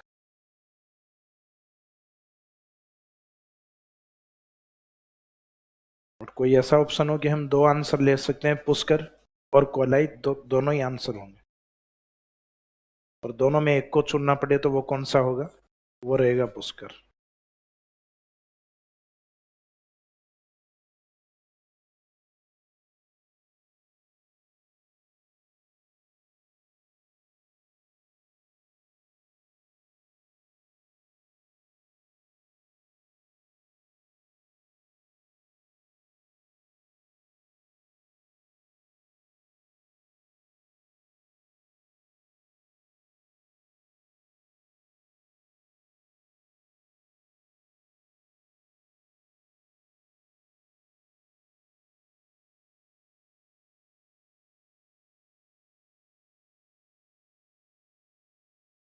घाट के किनारे मंदिरों में सबसे प्रसिद्ध है ब्रह्मा जी टेम्पल, ब्रह्मा टेम्पल, ब्रह्मा मंदिर।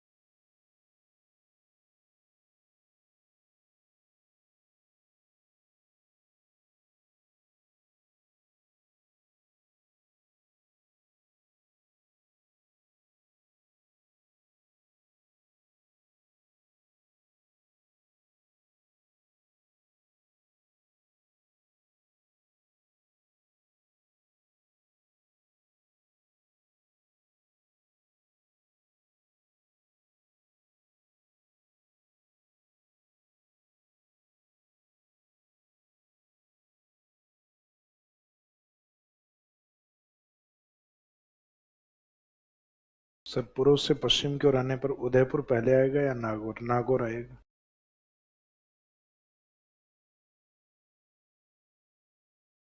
नागौर जयपुर की सीमा के टच में है, यानी पुराना कोई क्वेश्चन दिया हुआ है उसका पार्ट पूछ रहे हो।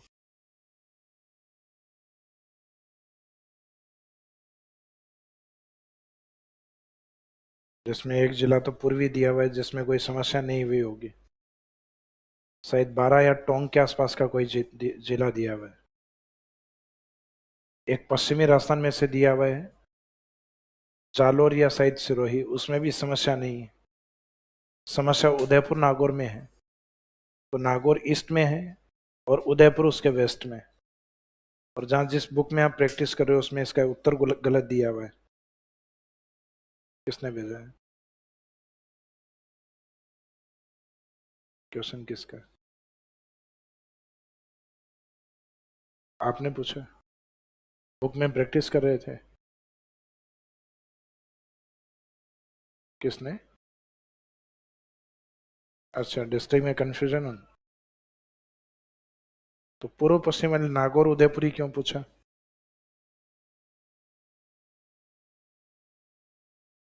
मीनिंग क्वेश्चन पेपर निकाल रहे थे ना। हाँ,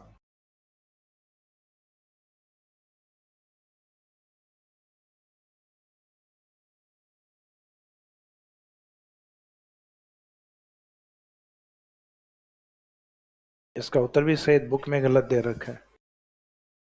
किसको माना गया है ज्यादा ईस्ट में? नागौर को माना हुआ है या उदयपुर?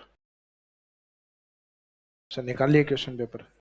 नागौर निकाला हुआ है तब ठीक है, ये कुछ एक बुक में गलत दिया हुआ है ये।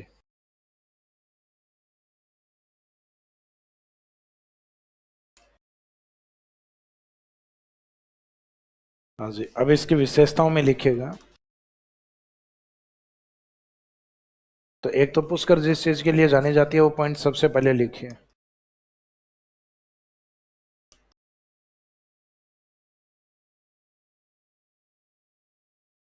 पुष्कर राजस्थान की सबसे पवित्र झील है। Pushkar is most Holi lake of Rajasthan. Pushkar Rajasthan की सबसे पवित्र झील।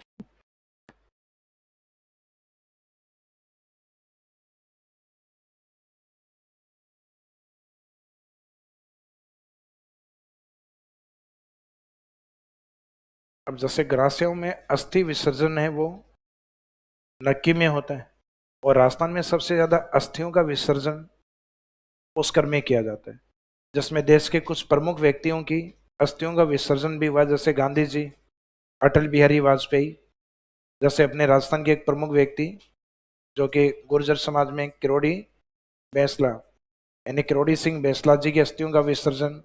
और उसके अलावा बाला साहब ठाकरे जो कि महाराष्ट्र की राजनीति में एक प्रमुख व्यक्तित्व है। तो जो झील पवित्र होंगी उनमें, या जो नदियां पवित्र होंगी उनमें अस्थियों का विसर्जन अधिक होगा। तो इसमें दूसरी विशेषता में लिखेगा, इस झील में अस्थियों का विसर्जन अधिक होता है। The essence are mostly immersed in this lake.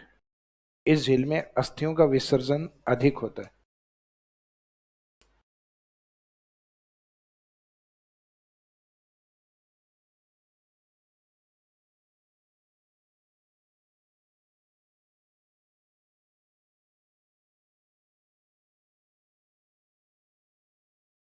The ashes are mostly immersed in this lake. इस झील में अस्थियों का विसर्जन अधिक होता है।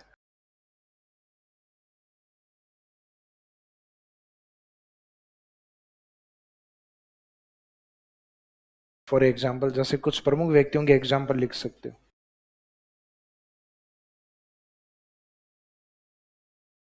या जिसमें प्रमुख विसर्जन लिख सकते हो।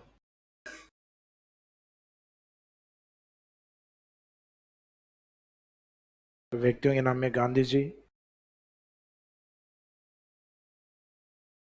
बाल ठाकरे,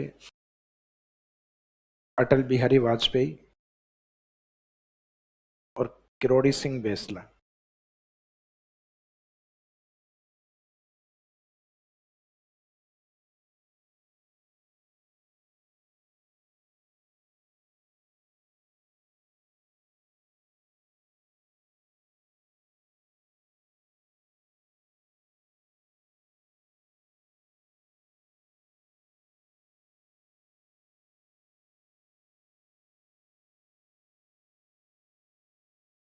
अटल बिहारी वाजपेयी,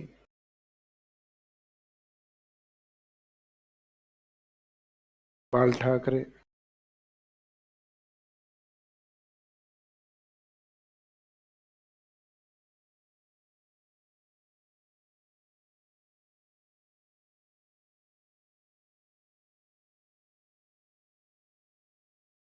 किरोड़ी सिंह बैसला। तो ये प्रमुख व्यक्तित्व हैं जिसमें गांधी जी के अस्थियों का विसर्जन है, ये ज्यादा प्रसिद्ध है। आगे वाले तो शायद बुक्स में अभी तक इनमें अपडेट ही नहीं हुए, ये वाले ऐड नहीं हुए हैं अभी।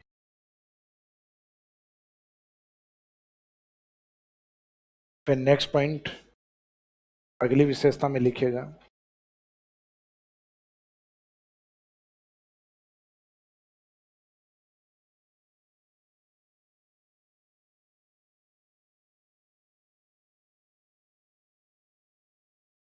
जैसे इस झील के पास में अपने पुष्कर फेस्टिवल होते हैं, पुष्कर मेला आयोजित होता है।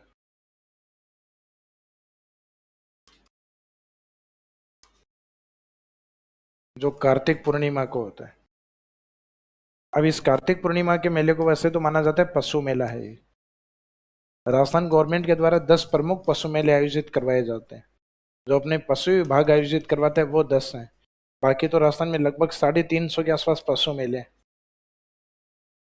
यानी कुछ महीनों के अंदर अपने पशुओं की खरीद फरोख्त होती है। तो राजस्थान में लगभग 46,000 गांव है, तो कई गांवों के बीच में पशु मेलों का आयोजन होता रहता है।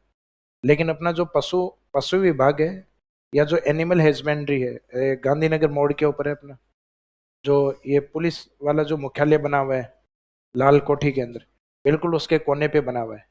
तो उस विभाग के द्वारा एनिमल हस्बेंड्री डिपार्टमेंट के द्वारा केवल 10 पशु मेले आयोजित होते हैं। उनमें सबसे ज्यादा होते हैं अपने नागौर की तरफ, फिर होते हैं उसके बाद में 2 अपने झालावाड़ की ओर। तो 3 नागौर में, 2 झालावाड़, इन 2 डिस्ट्रिक्ट में 5 पशु मेले।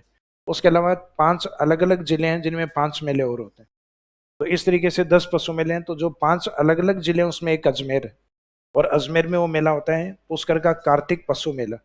अब पशु मेला होने के कारण इस मेले में एक तो ग्रामीण ग्रामीण संस्कृति के लोग अधिक आते हैं पशुओं की खरीद फरोख्त के लिए, पशुओं को खरीदने के लिए, बेचने के लिए। फिर एक अजमेर सिटी नजदीक है, इस कारण शहरी क्षेत्र के लोग भी खूब आते हैं। और एक कहा जाता है पुष्कर का नशा प्रसिद्ध है, यानी खुलेआम नशा होता है। कुछ दिन पहले न्यूज़पेपर में भी था। फिर जैसे इंजीनियरिंग, मेडिकल लाइन, इन क्षेत्रों में जनरली नशा अधिक होता है। जैसे अपने वाले आर्ट्स वाले स्टूडेंट होंगे तो नशा क्या है, कुछ नहीं है इनके तो। बाकी मेडिकल कोटा वाला उस साइड में आप देखते हो बच्चों के उस वहां पे डॉक्टर के बिना रिसिप्ट के और विक्स वगैरह और ये वाइटनर वगैरह होते हैं, ये नहीं दिए जाते बच्चों को। कि जो वाइटनर वगैरह होता है ना दुकान पे, वो बैन होता है, क्योंकि उसको भी जला के और बच्चे उसका भी नशा करते हैं। क्योंकि हाई डोज नशे होते हैं इसमें, सस्ता नशा होता है। तो इस क्षेत्र में कहा जाता है पुष्कर अपने नशे के कारण, इस कारण फॉरेनर टूरिस्ट हैं वो अधिक आते थे पहले। तो मुख्यतः विदेशी कल्चर के जो लोग हैं वो भी अधिक हैं। तो ग्रामीण संस्कृति के, शहरी क्षेत्र के विदेशी, तो रंग बिरंगी संस्कृति के कारण इसको कहा जाता है राजस्थान का रंगीला मेला। तो पुष्कर के किनारे कार्तिक पूर्णिमा को मेले का आयोजन होता है, और इस मेले को राजस्थान का रंगीला मेला कहा जाता है। तो नेक्स्ट लाइन में लिखिएगा, कार्तिक पूर्णिमा को पुष्कर के किनारे मेले का आयोजन होता है। A fair is organised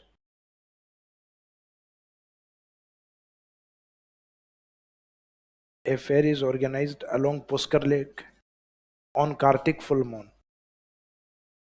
Kartik Purnima को इस झील के किनारे या पुष्कर के किनारे मेले का आयोजन होता है।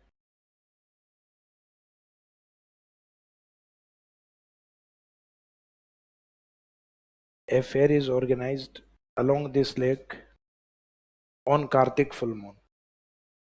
कार्तिक पूर्णिमा को इस झील के किनारे या पुष्कर के किनारे मेले का आयोजन होता है, जिसे राजस्थान का रंगीला मेला कहा जाता है।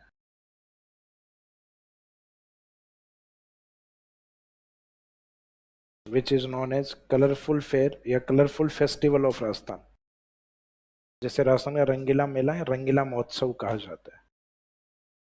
Which is known as colourful fair of Rajasthan, जैसे राजस्थान का रंगीला मेला कहा जाता है। फिर नेक्स्ट लाइन में लिखेगा कार्तिक पूर्णिमा को इस झील में दीपदान किया जाता है। दीपदान यानी दीपक जलाए जाते हैं, तो डायग्राम में इंडिकेट किया था अपन ने।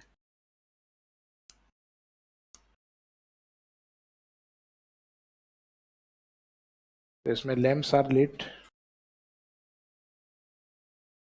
Are lit in this lake on Kartik full moon. Kartik Purnima को इस झील में दीपदान किया जाता है। दीपदान किया जाता है या दीपक जलाए जाते हैं। तो लैम्प्स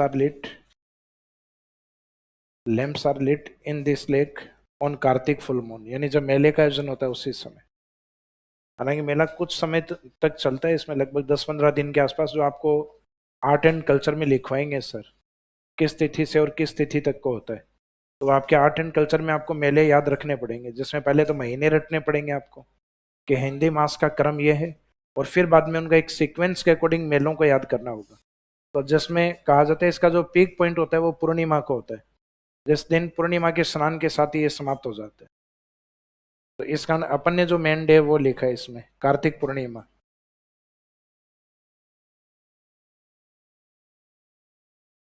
और एक पॉइंट जो मीठे पानी की प्राकृतिक झीलों में सबसे बड़ी है, तो राजस्थान की सबसे बड़ी मीठे पानी की झील पूछे तब आंसर जयसमंद। आर्टिफिशियल में भी जयसमंद, लेकिन फ्रेश वाटर में नेचुरल लेक में सबसे बड़ी कौन है? पुष्कर। तो इसमें एक लास्ट लाइन लिखी, पुष्कर झील राजस्थान में मीठे पानी की सबसे बड़ी प्राकृतिक झील। Pushkar lake is the largest fresh water natural lake of Rajasthan. Pushkar lake is the largest fresh water natural lake of Rajasthan, या नेचुरल लेक को ब्रैकेट में लिख दो। लेकिन ये ध्यान रखना नेचुरल लेक हटते ही आंसर जयसमंद होगा। फिर क्वेश्चन हो जाएगा कि लार्जेस्ट फ्रेश वाटर लेक कौन सी, सबसे बड़ी मीठे पानी की झील कौन सी? जयसमंद रहेगी। प्राकृतिक होने पर, क्यों ये जयसमंद प्राकृतिक नहीं है, उसको बनाया गया है महाराणा जयसिंह के द्वारा, इसका मीनिंग आर्टिफिशियल में काउंट होती है।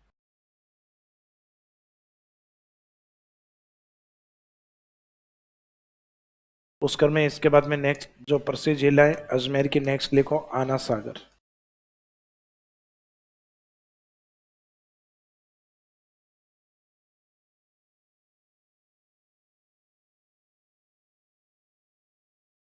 आना सागर पृथ्वीराज तीर्थे थे, उनके दादाजी ने बनाई थी अरुणोराज ने।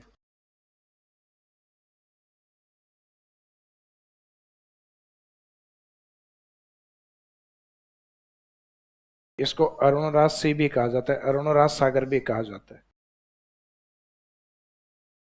तो ये अरुणराज के नाम से है आनाजी, इन्हीं को यानाजी कहा जाता था। आना सागर ओब्लिक अरुणराज सागर। तो एक तो लोकेशन में लिख दीजिए इसके अजमेर, ये अजमेर सिटी के अंदर ही है।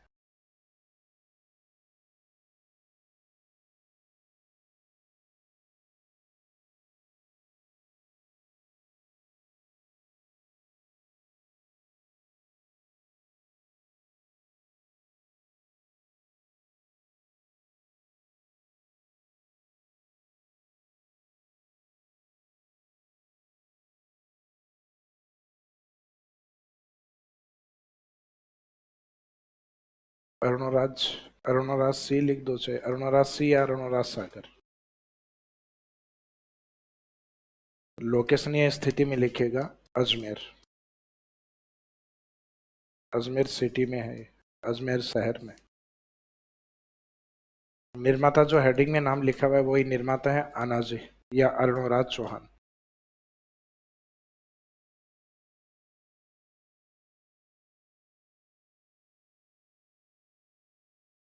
तो उन झीलों में निर्माता इंपॉर्टेंट नहीं है जिसमें निर्माता के नाम से ही झील है। जैसे जयसमंद झील निर्माता का नाम नहीं पूछेंगे उसमें, महाराणा जयसिंह। फतेह सागर में पूछ सकते हैं क्योंकि उसके निर्माता फतेह सिंह नहीं, जय सिंह थे। उदय सागर में नहीं पूछेंगे, महाराणा उदय सिंह। राजसमंद में नहीं पूछेंगे, राज सिंह। इसमें नहीं पूछा जाएगा निर्माता का नाम। इनमें मुख्यतः नदियां अधिक पूछी जाती हैं आना सागर के अंदर। इसमें जितनी भी बार क्वेश्चन आया मोस्टली नदी का ही आया है, यानी किस नदी पर बना हुआ है। तो हिस्ट्री की कई बुक्स में इसमें नदी दी हुई है चंद्रा। तो चंद्रा हो सकता है यहाँ स्थानीय कोई नाला हो, लेकिन मुख्य नदी ज्योग्राफी में क्या मानी जाती है, तो अपने आंसर इसको लेना है, बांडी को। आरपीएससी इसी को ही मानती। बाकी हिस्ट्री की कुछ बुक्स में मेंशन किया हुआ है चंद्रा नदी पर बनी हुई है। जैसे कि राजसमंद झील भी कुछ नालों पे और बनी हुई है, जिसमें ताली और केलवा। तो ये वहाँ के छोटे नाले होते हैं, प्रमुख नदियां नहीं है, लेकिन नदियों के नाम में वो भी लिखे जाते हैं कि गोमती, मेन रिवर गोमती होती है उसमें।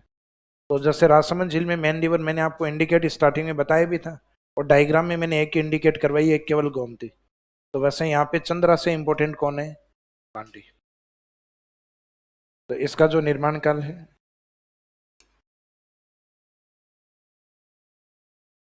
इनका एक तुर्की सेना के साथ युद्ध हुआ था। उस युद्ध के बाद उस मैदानी भाग के अंदर इस झील का निर्माण करवाया गया था 1136 और 37 में। 1136। ये रिवर वाला पॉइंट इंपोर्टेंट कर देना।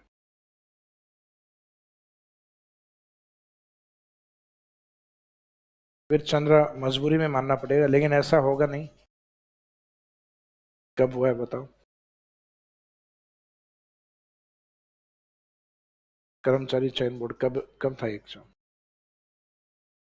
नहीं, पुराने पेपर सारे देखे हुए हैं मेरे।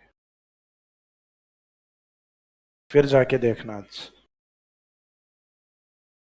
तो मैं इसीलिए तो पेपर की बात करता हूँ कि इसमें ऑप्शन ये थे। मैं जितने भी पेपर आते हैं सारे सबको देख के रखता हूँ, ताकि बाद में कोई बेइज्जती नहीं करे।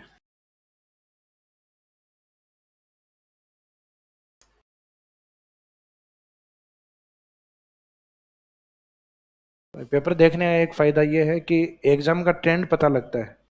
तो एग्जामिनर है वो पेपर का ट्रेंड धीरे धीरे चेंज होता है। एग्जामिनर राजस्थान में वही है 5 या 10 प्रोफेसर, जो सीनियर प्रोफेसर हैं, पेपर वही बनाते हैं। अब कई बार एक दूसरा ग्रुप बना देता है, एक बार दूसरा ग्रुप बना देता है। तो गिनती के व्यक्ति हैं जिनके पास पेपर बनने के लिए आता है। भाई हर आम आदमी के पास आता है, तब तो अपने को पता रहता है कि ये आदमी भी पेपर बनाता है, ये भी पेपर बनाता है। तो अपने को क्यों नहीं पता, क्योंकि सीमित व्यक्ति हैं। जो यूनिवर्सिटीज के जो सीनियर प्रोफेसर हैं ज्यादातर वो होते हैं इसमें शामिल। तो इस कारण पेपर का इतना पता नहीं रहता भाई कौन कौन व्यक्ति बनाएंगे। लेकिन राजस्थान यूनिवर्सिटी डिपार्टमेंट के कुछ व्यक्ति हैं भाई जो जाते हैं, क्योंकि राजस्थान यूनिवर्सिटी राजस्थान की जो टॉप मोस्ट यूनिवर्सिटीज हैं, बड़ी यूनिवर्सिटीज हैं, उनमें से है भाई, टॉप मोस्ट एरिया वाइज, जो स्टूडेंट्स को ज़्यादा कवर करती है, ज़्यादा पॉपुलेशन को कवर करती है। हालांकि स्टैंडर्ड जो है वो अपने से छुपा हुआ नहीं है।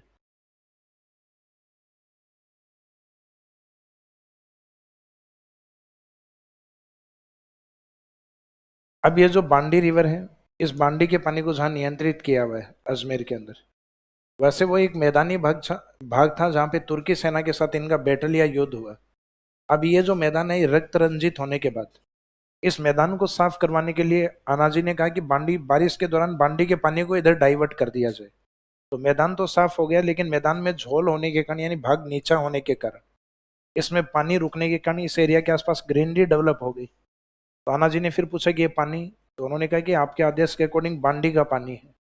तो उन्होंने कहा कि भाई ये एरिया तो काफी सुंदर दिखाई दे रहा है, इसके चारों ओर बाउंड्री वॉल कर दो। तो इसके बाउंड्री वॉल बहुत ज्यादा हाइट पे नहीं है, बिल्कुल सड़क के किनारे से थोड़ा सा आप देखोगे 2 या 3 फीट ऊपर है। तो जब भी अजमेर में तेज बारिश आती है तो आना सागर का पानी बाहर रहता है। भाई थोड़े घंटे पर अगर अजमेर में तेज बारिश हो गई तो आना सागर बाहर है। तो जैसे अजमेर में हम पढ़ते हैं अजमेर में आना सागर, उस दिन पढ़ना पड़ेगा आना सागर में अजमेर है। तो वो कारण यही है कि इसकी हाइट कम है, बाकी लेक काफी बड़ी है। और इस झील के किनारे बाद में जो दिल्ली से आने वाले जो मुगल बादशाह थे, जैसे अकबर, अकबर के बाद में जहांगीर, तो जहांगीर को लगा कि आने वाले जो टूरिस्ट हैं उनके रुकने के लिए कोई जगह नहीं है। तो उन्होंने इसके किनारे एक उद्यान या एक गार्डन डेवलप किया जिसको नाम दिया गया दौलत बाग। बाद में शायद कोई नगर निगम वगैरह, यहाँ कोई पॉलिटिशियन ऐसा रहा है जिसका संबंध बीजेपी वगैरह से लग रहा है, तो उन्होंने नाम चेंज करके क्या कर दिया, सुभाष उद्यान।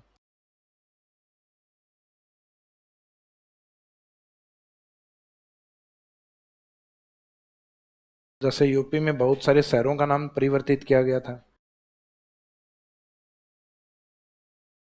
है क्या? बढ़िया किया। कैसे बढ़िया किया बताओ?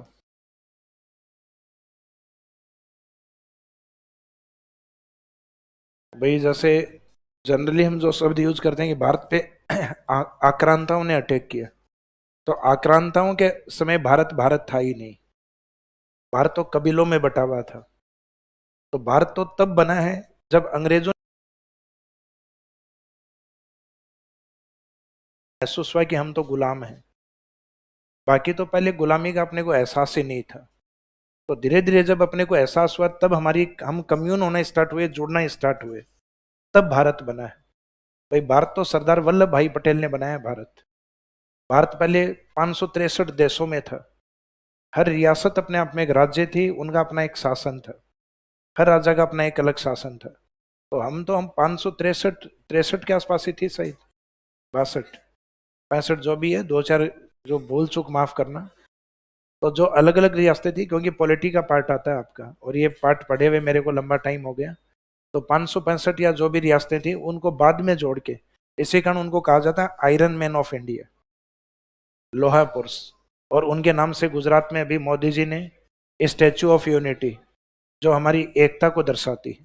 तो इसका मीनिंग भारत तो ब्रिटिश टाइम पीरियड के बाद में बना, पहले तो कबीलों में बटा हुआ था।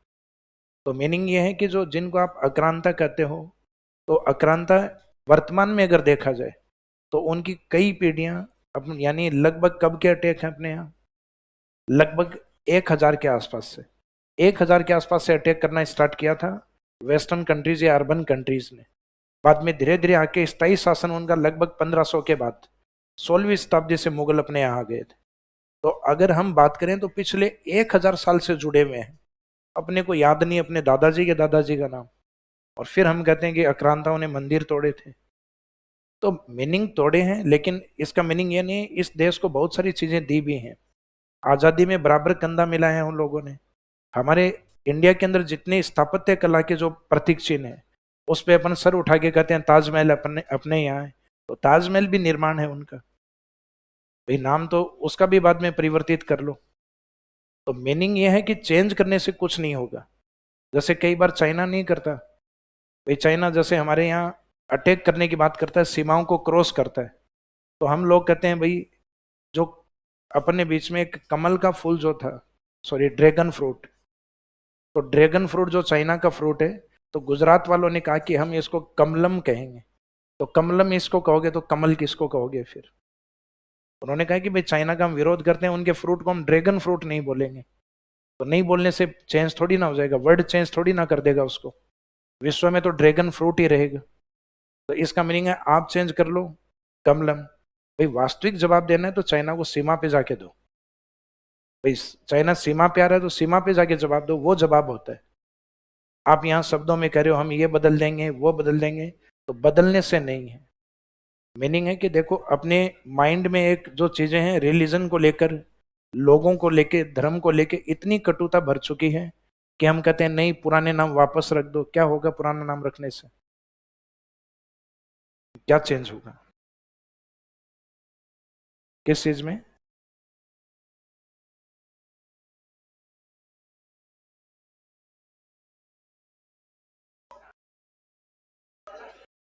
भाई उसमें यह है कि आप एक विचारधारा को हावी कर रहे हो। भाई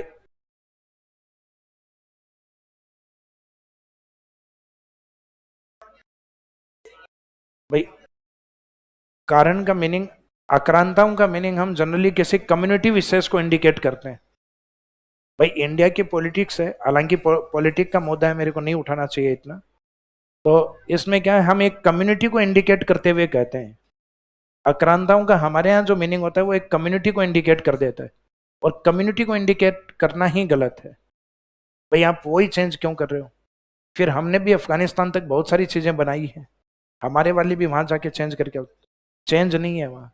बहुत सारी हिंदू चीजें वो वहां पे हैं आज भी। तो उन लोगों ने भी उनको बचा रखा है। तो जिम्मेदारी है कि उन्होंने यहाँ जो कार्य किए हैं, क्योंकि वर्तमान में हम समझदार नागरिक हैं। पहले हम क्या थे, कबीलों के तौर पे थे, हमारी समझदारी इतना इतना नहीं थी, हमारी सभ्यता इतनी डेवलप नहीं थी, हम इतने सभ्य लोग नहीं थे पहले।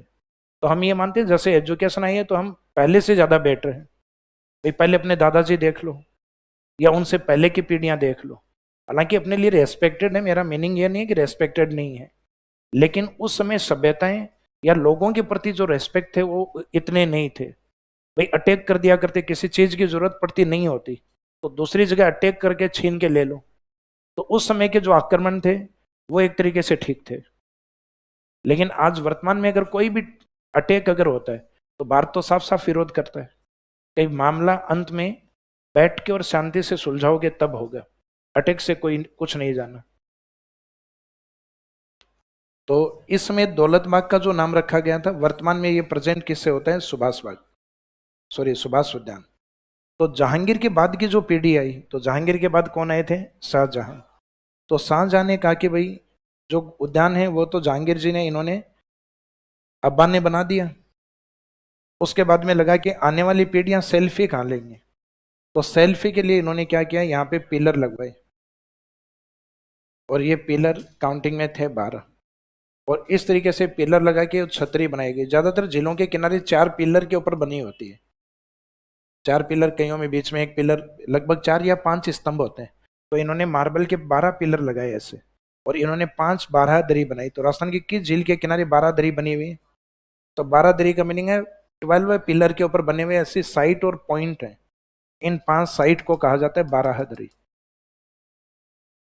तो इस बाराहदरी के निर्माता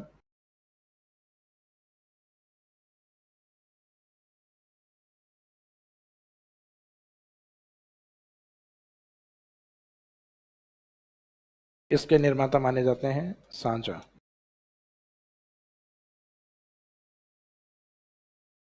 इसी झील के निकट पहाड़ी एरिया जो है इसके पास में रावली का, वहां पे इन्होंने, जहांगीर ने एक महल बनाया था, मुख्यतः शिकार के लिए तैयार किया जा रहा था। ये बाद में निर्माण कार्य अधूरा ही छोड़ दिया गया इसका।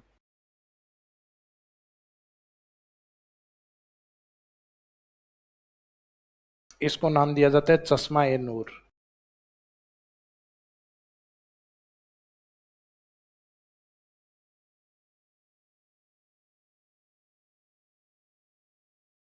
चश्मा ए नूर का मीनिंग होता है, नूर का मीनिंग होता है रोशनी, तो चश्मा ए नूर का मीनिंग होता है रोशनी का झरना।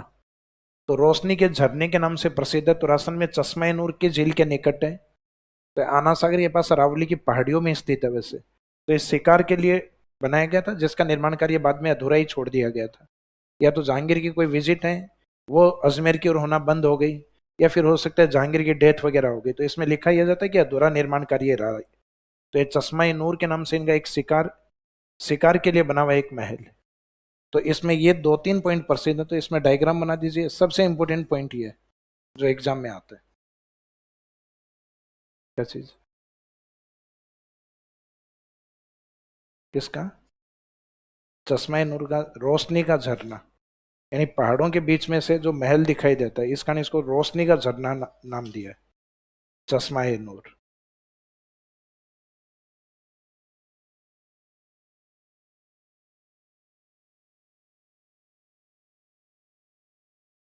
7 वंडर, 7 वंडर अब डेवलप किया टूरिज्म को बढ़ाने के लिए। तो झील के किनारे 7 वंडर्स यानी विश्व के जो 7 अजूबे हैं वो इस झील के निकट डेवलप किए हुए हैं। स्वामी दयानंद सरस्वती एक पार्क भी बना हुआ है इससे निकट, हालांकि वो थोड़ा सा डिस्टेंस पे है। मेन है वो दौलत बाग ही माना जाता है। स्वामी दयानंद सरस्वती म्यूजियम बना हुआ है इसके निकट ही।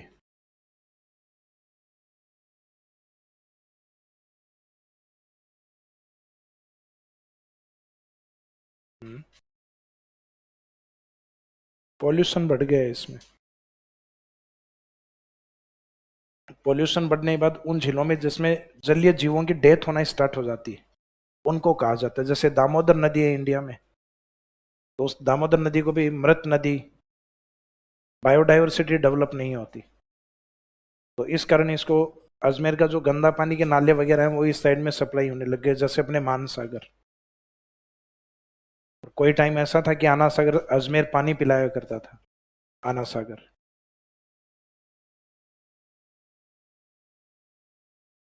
जैसे जयपुर की चार दीवारी में पानी आता था पहले मानसागर का, अब जयपुर की चार दीवारी का पानी जाता है मानसागर में।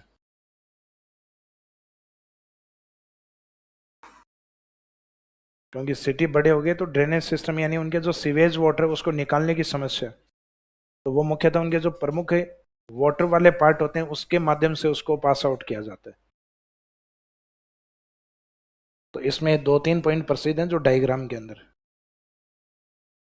जिसमें अलग से लिखवाने की कोई आवश्यकता नहीं है। ये दो पॉइंट याद रखना है इसमें, एक तो रिवर वाला और एक जहांगीर और शाहजहां के निर्माण कार्य। चश्मा नूर में भी आगे लिख देना जहांगीर, इसका कंस्ट्रक्शन भी जहांगीर के समय हुआ था, चश्मा नूर।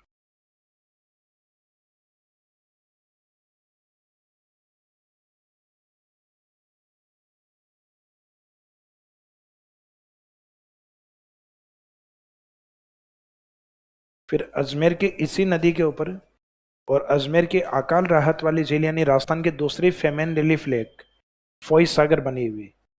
तो बांडी एक नदी एक झील में और आएगी फोई सागर में। तो इसके बाद में अजमेर की जो नेक्स्ट लेक है वो लिखिए फोई सागर। फोई सागर में दो ही लाइनें हैं, तो मिड अरावली तक तो अपन कंप्लीट करते हैं।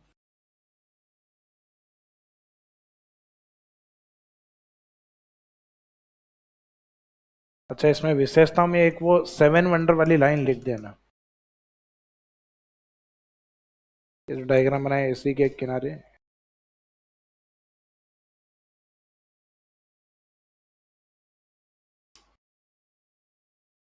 अन्ना सागर झील के निकट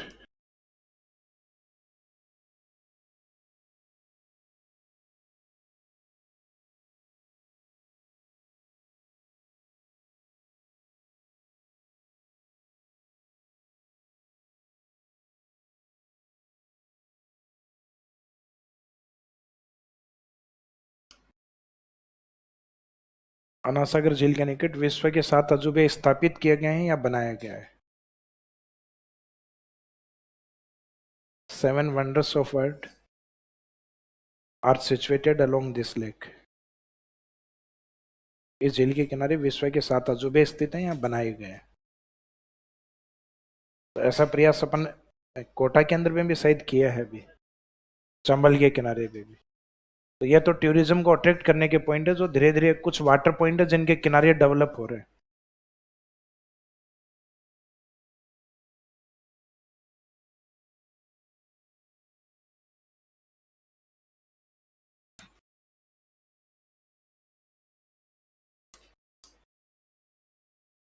एक नेक्स्ट फोई सागर,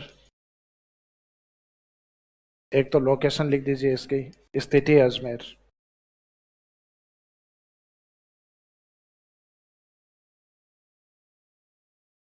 निर्माता इसमें भी इम्पोर्टेंट नहीं है क्योंकि यही नाम है निर्माता का, इंजीनियर फोई। तो इसके क्रिएटर इंजीनियर फोई।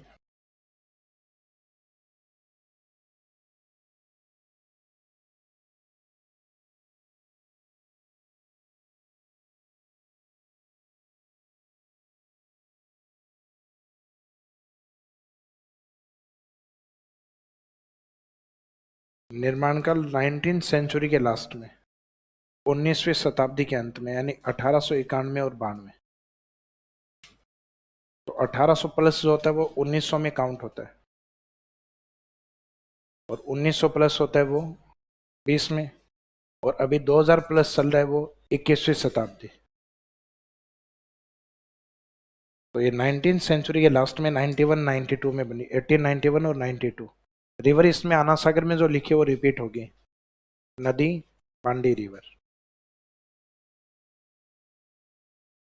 रिवर में लिख दीजिए बांडी। और विशेषता में इसमें क्वेश्चन जनरली या तो ये नदी वाला पूछेंगे, या अधीनस्थ बोर्ड के एक एग्जाम में पूछा गया राजस्थान की दूसरी अकाल राहत वाली झील।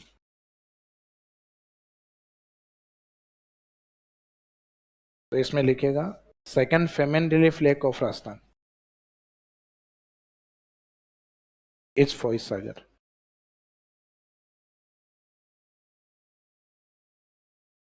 यह है राजस्थान की दूसरी अकाल राहत वाली झील है।